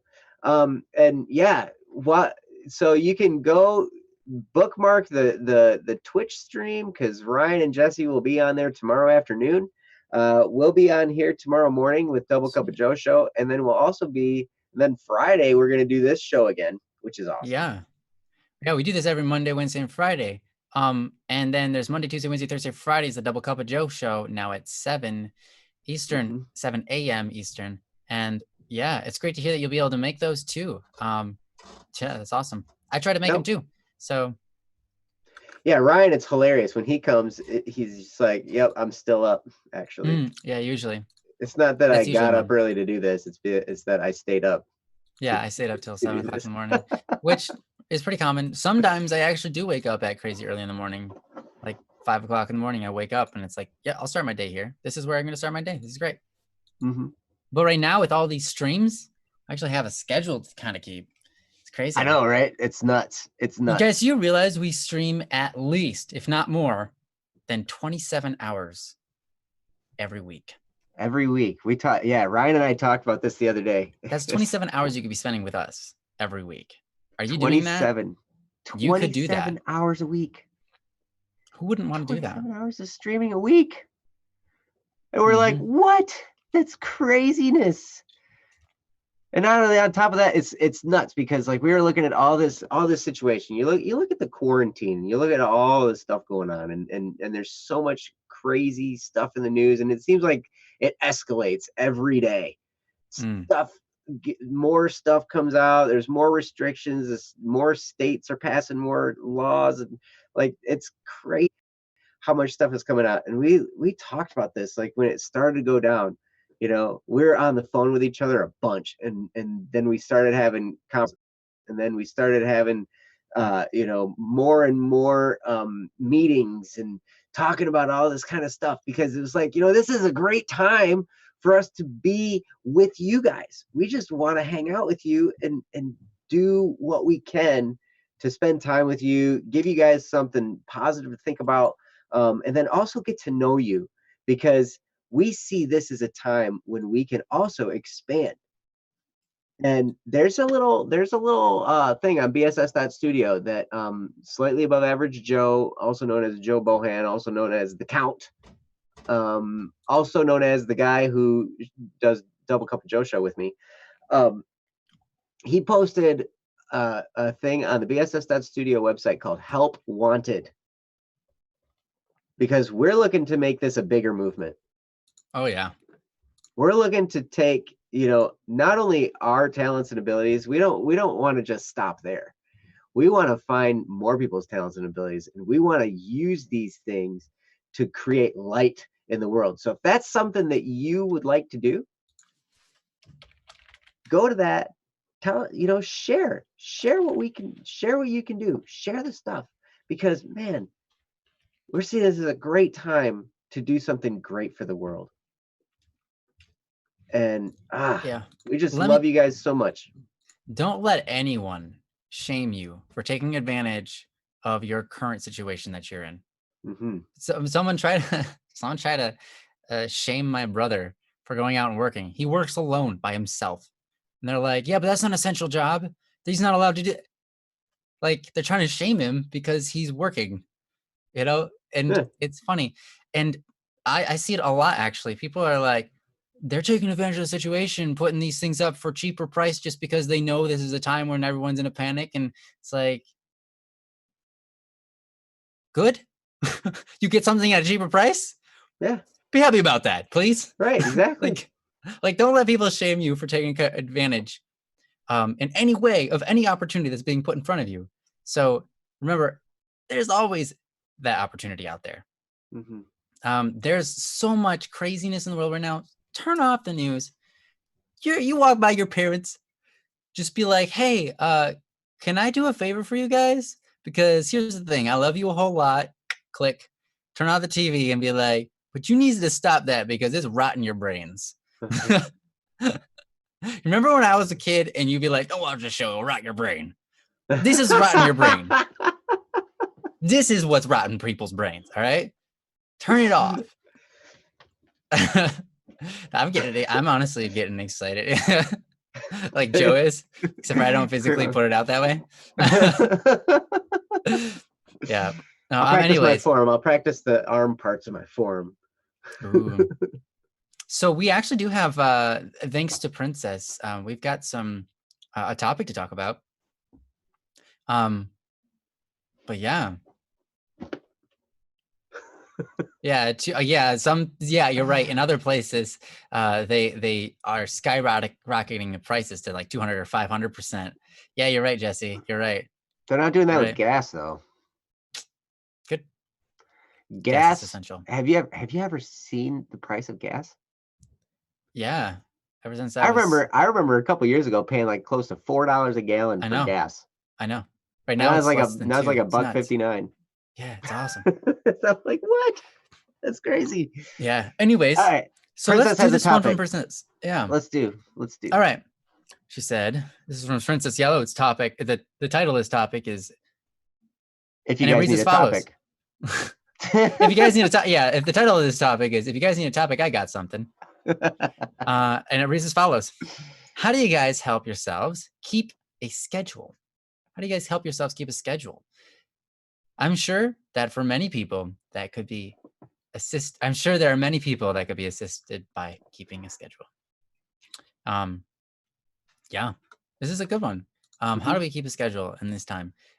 First of all, I'm going to pretty much eliminate myself from this one, mostly because we could talk about it later. Why? But I'm gonna pass this on to Joe. Oh, yeah, that was that fast. That was that fast. I'm sorry. I know I usually give you a bit of a buffer. Okay, we can both take a drink. Don't you dare start before I'm done. Oh, I won't. But you're gonna have to be timely about it. Oh, it's gonna get the slurping in there. Guys, this is warm. I like that. That feels so good. It feels so good on my throat and my body right now. Anyways, did that give you enough time? Mine's actually cold. Oh, yours is cold, dude. Check this out.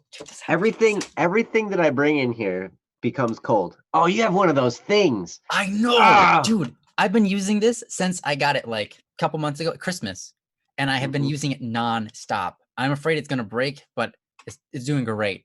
I've been using this hot pad. It's currently on. You can't see the little, because it's just pure white. But anyways, there's these little indicators that you can see. Oh my gosh! If anybody, that is the way you keep a schedule with that. Yes, because it's on after 4 hours of being on, it turns off. So you better drink your warm stuff before. Yeah, actually, you can just turn it back on. Is what I always do. Actually, literally, Joe, get this. There are literal times when I'm like, oh, I just made that cup of tea, but I'm gonna go to bed right now. I'll turn it on. I'll wake up in 4 hours. And I go to bed and wake up in 4 hours, and then I get to my seat and it turns off. I'm like, yeah, turn it back on, sip my tea. It's hot, ready for me to go. I'm like, man, I love this. This is awesome. Just put it on before I go to bed and wake up when it's hot. Oh, amazing. Anyways, guys, I know that was like product sales for no reason, but we're not going to get enough time to figure out your schedule stuff. Yeah. Scheduling is a great thing. I try to schedule my life around BSS streams. Right now, that's what I'm doing. I think you should do the same thing.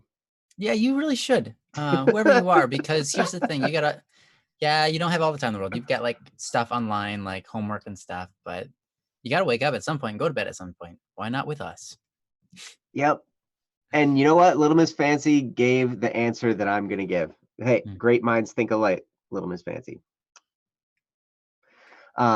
She says, I don't really have a schedule, actually. I just have a to-do list, and I do it normally in order of when I need to and give myself time to do everything.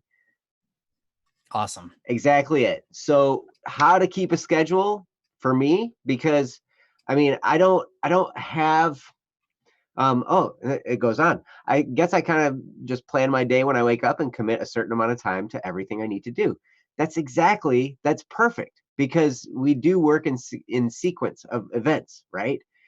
And some things take a certain amount of time. We just have to make sure we allocate the time to do it. Now, one thing to do is prioritize.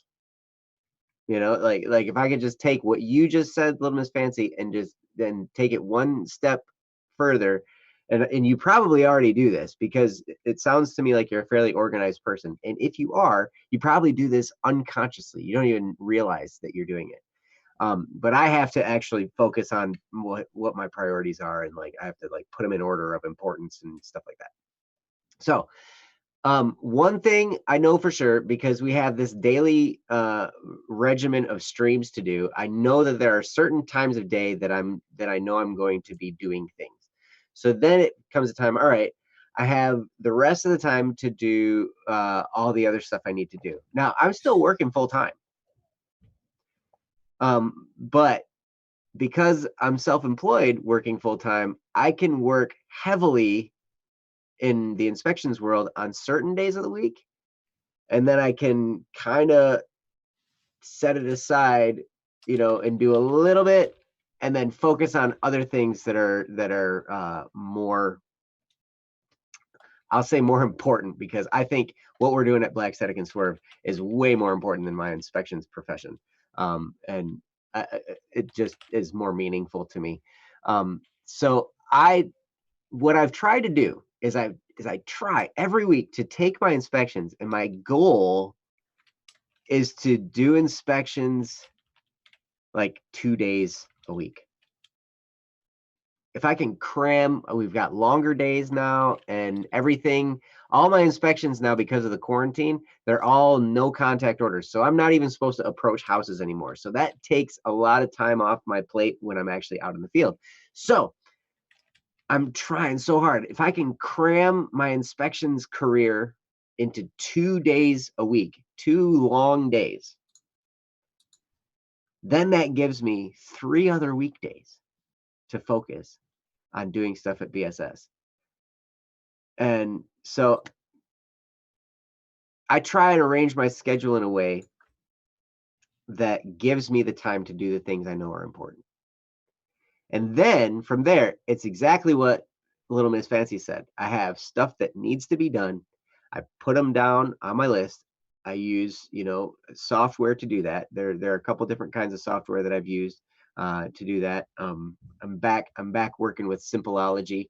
Let's go to simpleology.com. You can try that out for free if you want. There's a paid version as well, but you can get a lot done with the free version. And it just mainly helps you get your stuff prioritized, so then you know exactly what it is you need to do, what's going to make the most impact to what you're trying to get done, you know, and so then you can arrange it like that. So today was such a wonderful day, because I didn't have to go do inspections. I spent all day yesterday doing inspections. It was a big long day of doing inspections, and I did that specifically so I could take today and just do Black Static and Swerve stuff. And so I listed it all out, man. Ryan and I had some great conversations. I got totally clear on what I need to do next. And so like I had this whole list of things I needed to do. I was like, all right, I'm gonna do editing in the Criminal Idol book. I'm gonna work on the Criminal Idol cover. I'm gonna get that finished. And it's just gonna be something simple. I'm not gonna go overboard with it, right?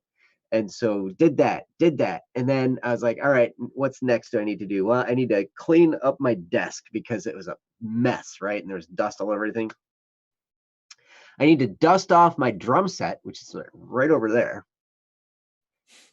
And I was like, oh, you know what's a great way to dust off your drum set? Play it, man. Just bang on it. And so I did that, and then I had to restring my guitar. So I restrung my guitar, and then I was like, and I had to get all my recording stuff set up, because that's the next phase, is to record a whole bunch of music, and this was so exciting for me. And so I was recording music, and I was like, I'm gonna get everything set up to record, because I've been working on other stuff for so long that all my recording stuff it wasn't set up anymore. And then I'm gonna actually record something. Doesn't have to be long, but I'm gonna record something. And you know what's hilarious? I was doing all this stuff. I was like right on track. I'm like, yeah. I'm getting all this stuff done, one after another, one after another, one after another, after another, after another. And then finally, and I knew we had Double Cup of Joe show at 6:30 in the morning, which actually was at like 7:15. If you guys were around. That's why I missed it.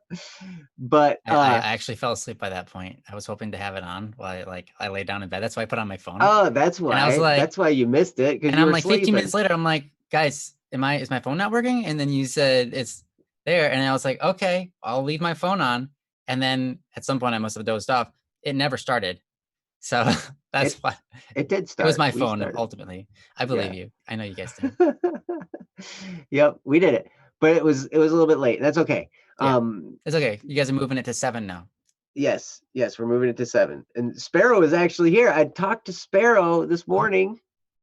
For before we were able to start Double Cup of Joe. Yeah, we did the April Fools. April Fools, Double Cup of Joe. Yeah, we're gonna do a show. Nope. That's great. I fell asleep. That's fine. But at any rate, so we did that, and then I knew we had a conference call.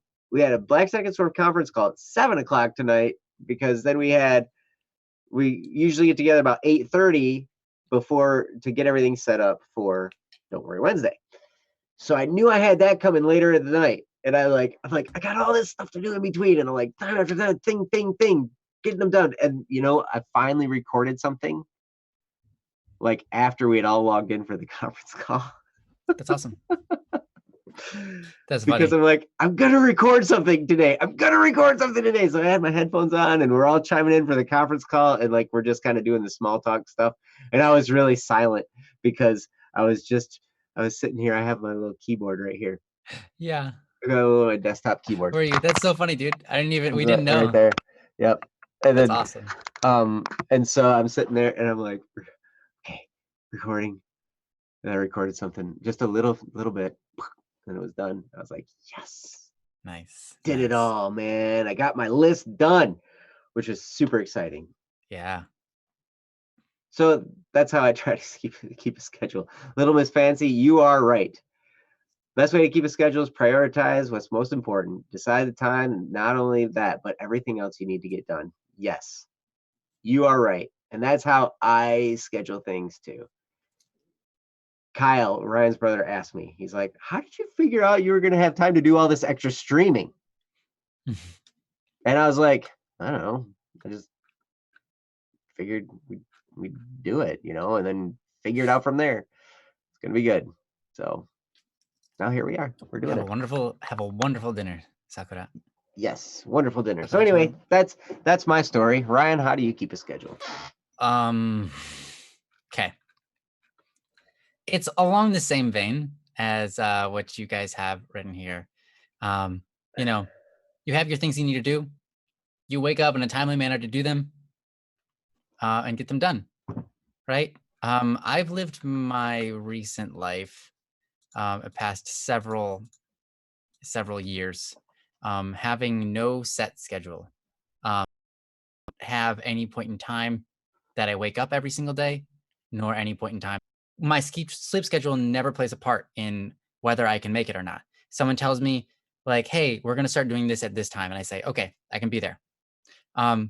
Even if it means I have to stay up for 32 hours to do that. Or if I need to sleep at a random point in time, just throughout that time and do that. Now, I'm not the best sleeper in the world. So you might be like, well, that's easy for you if you just go to lay down and you immediately fall asleep. That's not the case. Sometimes I just rest, and that's okay too. Whatever. So like I said, I'm just extremely adaptable. It's not consistent, but it is along the same vein of I've got my tasks that I need to get done, and I just work on them as I can. I've got streaming. Those have specific times. I have mass, church at a specific time. And I make sure I can make it to those, whatever that means, whether that means I have to stay up really late or go to bed at a really weird time. whether it means waking up at 2 o'clock in the morning and starting my day there, or waking up at 11 o'clock at night, or even a normal time like 7 in the morning or 10 in the morning. You know, I just basically made myself extremely adaptable to make sure I can do anything I need to do. Mhm. So I put my tasks first. I put my sleep schedule after it. Mm. Um, because my sleep, while it is important, I know I can change it back and forth here and there. My tasks aren't necessarily things that I can change. If Mm. I've got to be at Don't Worry Wednesday at a specific time, I can't change that. The only thing I can change, the only thing I have influence over is when am I going to sleep? When am I waking up? Um, so right now, because we have all these streams going on, I could set a schedule where I wake up at a certain point in time and go to bed at a certain point in time. But I just don't. So that's why I said I'm not really a good example here. Um, there are other people like Joe who have better schedules than I do because of day jobs and things like that. You have to do a certain job at the middle of the day, and that's why he has that schedule. I'm Mhm. sure if he didn't, he might be a little bit more like me, except for the fact that his family has a schedule that they have to keep. So Yes. he has to keep up with them. I don't have that, so I'm all over the place. I'm like a dwarf, if you know, if you know that, if you understand that reference. They live in the mines, they live in the shafts of of caves, so they don't know when it's daylight or darkness. They just wake up and go to bed, whatever. Mhm. um, anyhow, that's what I Yeah. got. But yeah, it's really the essentials, like Joe was saying. If you wanna, if you want to keep schedule, if you wanna make sure that you're getting everything done in the day that you're supposed to, um, put your tasks in order, list them out for yourself, write them down, and figure out, okay, this is what I need to do. This is what I need to do. This one. Like I have a thing on my computer. I don't reference it very often because I have a good mental memory of the things I have to do because there's not that much. Mhm. But I do have a thing on my computer like, hey, these are my topics that I have to think about, or these are my lists, tasks. And it's right on my computer where I'm at all the time. And then I look up in that corner and I'm like, oh, that's right. Next comes that. So let's get on that. Um, or oh, I've got to do that by this date. So let's make sure I can do that. Um, or I've got this coming up at this, like I have to go help someone move. Like because I volunteered to do that. Let's Mhm. see what I can do to make sure I can get enough sleep for that occasion with whatever time schedule I'm on right now. So, but yeah, it's just about looking at your tasks, figuring out what's going to best work to get those done and incorporate playtime because that doesn't mean you have to play, but rather some kind of enjoyment. Um, Mhm. because that's a crucial part of life that a lot of times we can forget about. Mhm. So I know in this time, no one's forgetting about that. A lot of people are playing games 24/7, which is all right. I'm not going to shame anybody, but Mhm. I hope that you encourage yourself to do more because that's going to make you feel better and move your life forward rather than just falling backwards and backwards and backwards because of the whole situation going on right now. But, Yeah. anyways, all You know that. what? In fact, I forgot what it was called, but I remember there's like a to-do list app Oh, yeah. that Todoist. is that the one that gamifies your to-do list? Oh, wait. I'm not sure. There's a Yeah. it turns it into an RPG. Like there's an Oh, yeah, RPG yeah, and yeah. there's That like one's so rewards cool. and It's all that not kind of Todoist. stuff. Yeah, that one's so cool. I wanted that. You'd have to pay for it. And I was like, Yeah, oh, there I want that. That's so cool. yeah, there is it does cost money, but I mean, hey, but there's a game attached to it. A lot of games cost money. And Hmm. this is a game that would keep you more productive. Yeah, it's a game where as you complete your objectives throughout the day, you mark it down in the game, and the game's like, yeah, you're leveling up. Like, and you Yeah. see your little character going across. Oh my gosh, that's so cool. Whoever developed that is a genius, and I hope they make millions, but Yep. probably See, but not. then you can play a game while Hmm. you get your stuff done. Hey, you can feel like, man, I want to do that. I want to get to that next level in that game, so I better go do this. Mhm. You level up your strength, wisdom, and all that. Yeah. Do you Yeah, remember what it was called? Because it I gets don't you really remember what it motivated. was Yeah, called. yeah. If you could tell us, if you could give us, that'd be awesome because that's so cool. Yeah. I remember looking through that like as I was looking through different Mm. productivity apps. Habitica. Thank you, Princess. Yes, Habitica. that's it. Yeah. Oh, welcome, Zubasa. Nice to see you here. Habitica static? What? What? Well, that's just static is a common word. Oh, gotcha. Okay. Yep. It means Motivate yourself to achieve. That's the one right there. Habitica. yeah. Yep. Oh, Joseph Kennedy used the one I used was Level Up Life. Okay. Hey. Oh, that's another one. Yeah. Oh, that one's for. Oh, this is for free. Okay. Yep. It's really good. Okay. Anyways, yeah, these are some great ideas. This is like cool. Yep. Track your habits and goals and rewards for your goals. Battle monsters with your friends. Nice. Oh yeah. Yep. Oh yeah. Looks pretty Anyhow, cool. So yeah, all these things, I mean, yeah, yeah. you guys I don't rock. Thanks see. for knowing the information on that. It's so cool. Yep. So that's definitely, I mean, for a lot of people that are probably watching this, I mean, that'd be so great, especially now, because I Mhm. mean, we got to make things fun. We got to make things, enjoyable to do. Oh, And and I get so yeah, goal focused that I can keep myself pretty yeah, motivated. hmm Um, but anyway, sorry, Ryan, yeah. go ahead. Oh, and we're talking about a lot this stream, but like um, being more productive and stuff during this time. That includes creativity. Please come to bss.studio. And you'll find like help wanted section, or like you can put anything under the fan art or wherever, but put your creations there. Whether you be a storyteller, maybe you do clay models, maybe you Mm-hmm. sew things, maybe you do cosplay, maybe you do voice acting, and you want to put down some things. We would love for you to share that talent with us, because that gives us the opportunity to give you opportunities. Mm-hmm. And there's nothing better than that. We're in a really interesting spot right now, ready to kind of start moving things quicker, moving things along. And it's going to have to be with you guys, because Mm-hmm. you guys are part of the main source of this culture. Um, people who come here on Don't Worry Wednesdays, you guys are here. You guys got the vision. You guys got it right. Um, so we would love it if you could share your ideas. Maybe you're a storyteller. Maybe you come up with neat ideas of products. Maybe you do great advertisements. Maybe you're like, hey, I have this funny idea for an advertisement about a product, and I just want to share it with you guys because I think it's brilliant. We probably will think it's brilliant too. Mm-hmm. So whatever it is, please come to bss.studio, and we're gonna do a lot better job right now of being there with you guys, because Yeah. I've fallen back on that personally. I haven't done a good job. I'm going to try to make a commitment to be there with you guys, discussing your creative ideas and works. So, yeah. Thanks for being with us, by the way, all of you guys. Yes. And Yes. hope to see more of you. Again, And we do these on Wednesdays, Fridays, and Mondays. So, yep, Vision, we'll be I'm at happy to your see you. channel. I clicked and I went to your channel. Mm. I want to see your Nightcore Life Might Take Us. Ooh. Yeah. I love Nightcore, actually. I'm a big fan of Nightcore. It's fun. Yep. So anyway, yeah, what you guys are doing, let us Mm-hmm. know. Let us know. We would love to get to know what you guys can do. We would love to get to know you better.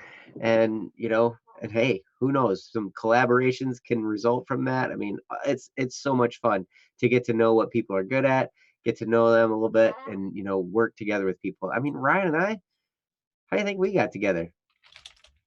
Actually, if you got the Criminal Idol book, you're gonna learn a little bit more about that story. But but yeah, we just there's room for way more people to collaborate and do some cool stuff with. So thank you guys so much, and keep sharing your stuff. And yeah, come back tomorrow morning. It's a mere less than 8 hours from now. Yeah. 7 o'clock in the morning.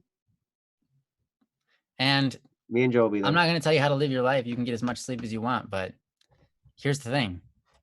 If you can wake up at 7 o'clock in the morning, check with that, and then go back to sleep, Mhm.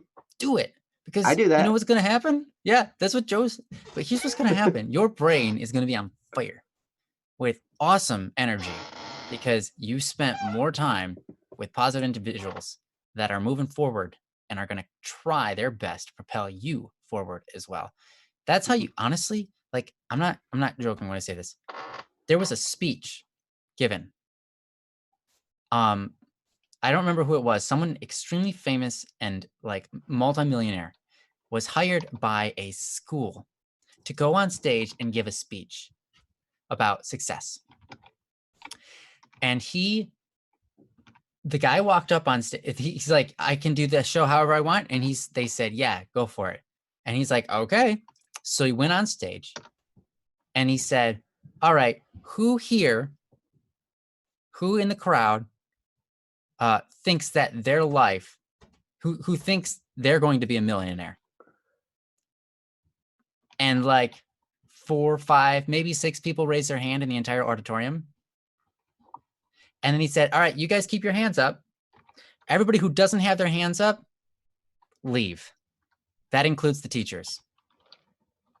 That includes the staff. Mhm. Everybody leave except for you few who raised your hand. And then he waited for like the half an hour it took for everybody to leave except for those people raising their hands. Then he called them to stage and he said, all right, you guys get each other's numbers and you each help each other move forward, because the one way you become a millionaire is getting around other people who are becoming millionaires, other people who have great ideas, other people who are moving forward with their lives, other people who have great visions, other people who believe in each other and themselves. You get around people who are positive like that, you start to go moving forward yourself. So guess what? I think it was 6 people. All 6 of them became millionaires, not in the same field. Each of them became a millionaire in their own respective fields, but they always kept each other's numbers. They always called each other. I can't remember who the people are. I wish I could tell you. It's out there online somewhere. Whoever gave the speech and all of the names, and you will recognize the names. Jeff says Walter Bond. Is that who it was? I don't know. Either Perhaps. way, yeah, it could have been. Jeff probably knows. Jeff knows a lot. Yeah, Jeff is really good at remembering these things. Mhm. Anyways, brilliant story. And it is, not only is it true, it's something we should all remember and take in our lives, because the people who believed they could make it, made it. The people who got around positive information of people who are trying to make it, made it. Like, that's awesome. That's what we are trying to do for you. We're getting around you who are positive, and you're getting around us and we're positive. And together we're all moving forward, right? Mhm. So what's this mean? What's this mean for you and me? It means incredible life is coming. You know, we cannot know the future, but we know it's going to be amazing as long as we stick together. So come in the mornings if you can make it, because any bit you can get around this guy, Joe, and the other guy, Or that guy, Joe, Ryan. sure. And Jesse and Princess on the Twitch Princess, streams, and Cat's Rook. And you guys in the chat. Mm-hmm. Anytime you can get around each other, you keep up this attitude, this opportunistic, I'm looking forward, we're moving ahead, inspiring each other. Any amount you can get around that, do it, because it's going to move your life forward in a way that nothing else will. No amount of watching TV, no amount of watching great videos on YouTube, even, will get you there. That's right. That's right. And that's one of the reasons why we decided to do these shows in live stream, because we were like, hey, we could totally just release videos and that'd be great. But we like the active interaction, the ability to talk to you guys and have you talk back to us.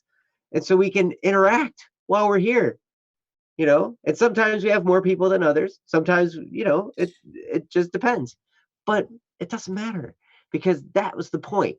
We're like, rather than just have people sitting there watching us, And sometimes, hey, if people are lurkers and they're just watching, they're just taking it all in, great. Do that. That's good. Yeah. Little Miss Fancy says they have a friend that it's just their parents aren't too okay with them letting them talk to strangers online. They said they could be lurkers, and that's great. Like either way. But for you guys to interact with us and talk to us, man, that's what we wanted to do. That was the whole point. We're like, hey, that's the whole point. We want to get to know these people because you guys make this whole thing possible. You guys are the reason we do this. And I tell you, it's so great to get to know you. It's so great to talk to you. And I'm just really glad that I get to do this kind of stuff because the stream's buffering. Now I'm going to get right into it. You guys all do it too. Do this with me. And now you're not going to be able to sleep. All right. Good luck sleeping tonight, guys. Now you're all fired up. Do that in the mornings. All right. When you're trying to watch the Double Cup of Joe show. Yes. Well, I'm going to let this show conclude since we are at it. 2 hours, 13 minutes in, and allow Joe to get some sleep so that he can do Double Cup of Joe in the morning. For anyone who's around, and I hope you guys are. Like I said, it ain't no shame to wake up in the morning and listen to a stream and then go right back to bed because that's right. It will do your life justice. Anyways, yeah. See you guys later. Thanks so much for being here. We love you guys, and we hope to see you, well, outside of in the mornings, also on Friday, when we do another Don't Worry Wednesday, or Don't Fret Friday. I guess that's what it's called. Anyways, see you later, guys. In the morning at Double Cup of Joe, in the afternoon on Twitch, in the evenings at Don't Worry Wednesday. We will see you. It's going to be great. Yeah, we got a Twitch. I forgot to say that, but we got a Twitch in the afternoon tomorrow. So come join us there. Twitch link hopefully will appear to some magnificent power by Princess Yellow soon. That's right. Anyways. Hey, look at that. Woohoo! All right. Thank you, Princess. Come on out, guys. We love having you. We love having you. The Twitch streams are even more fun because then you can gamble with your Potarts. Yeah. Twitch streams. Yeah. All right. See you guys later. Awesome. Bye-bye. Love you guys. Peace.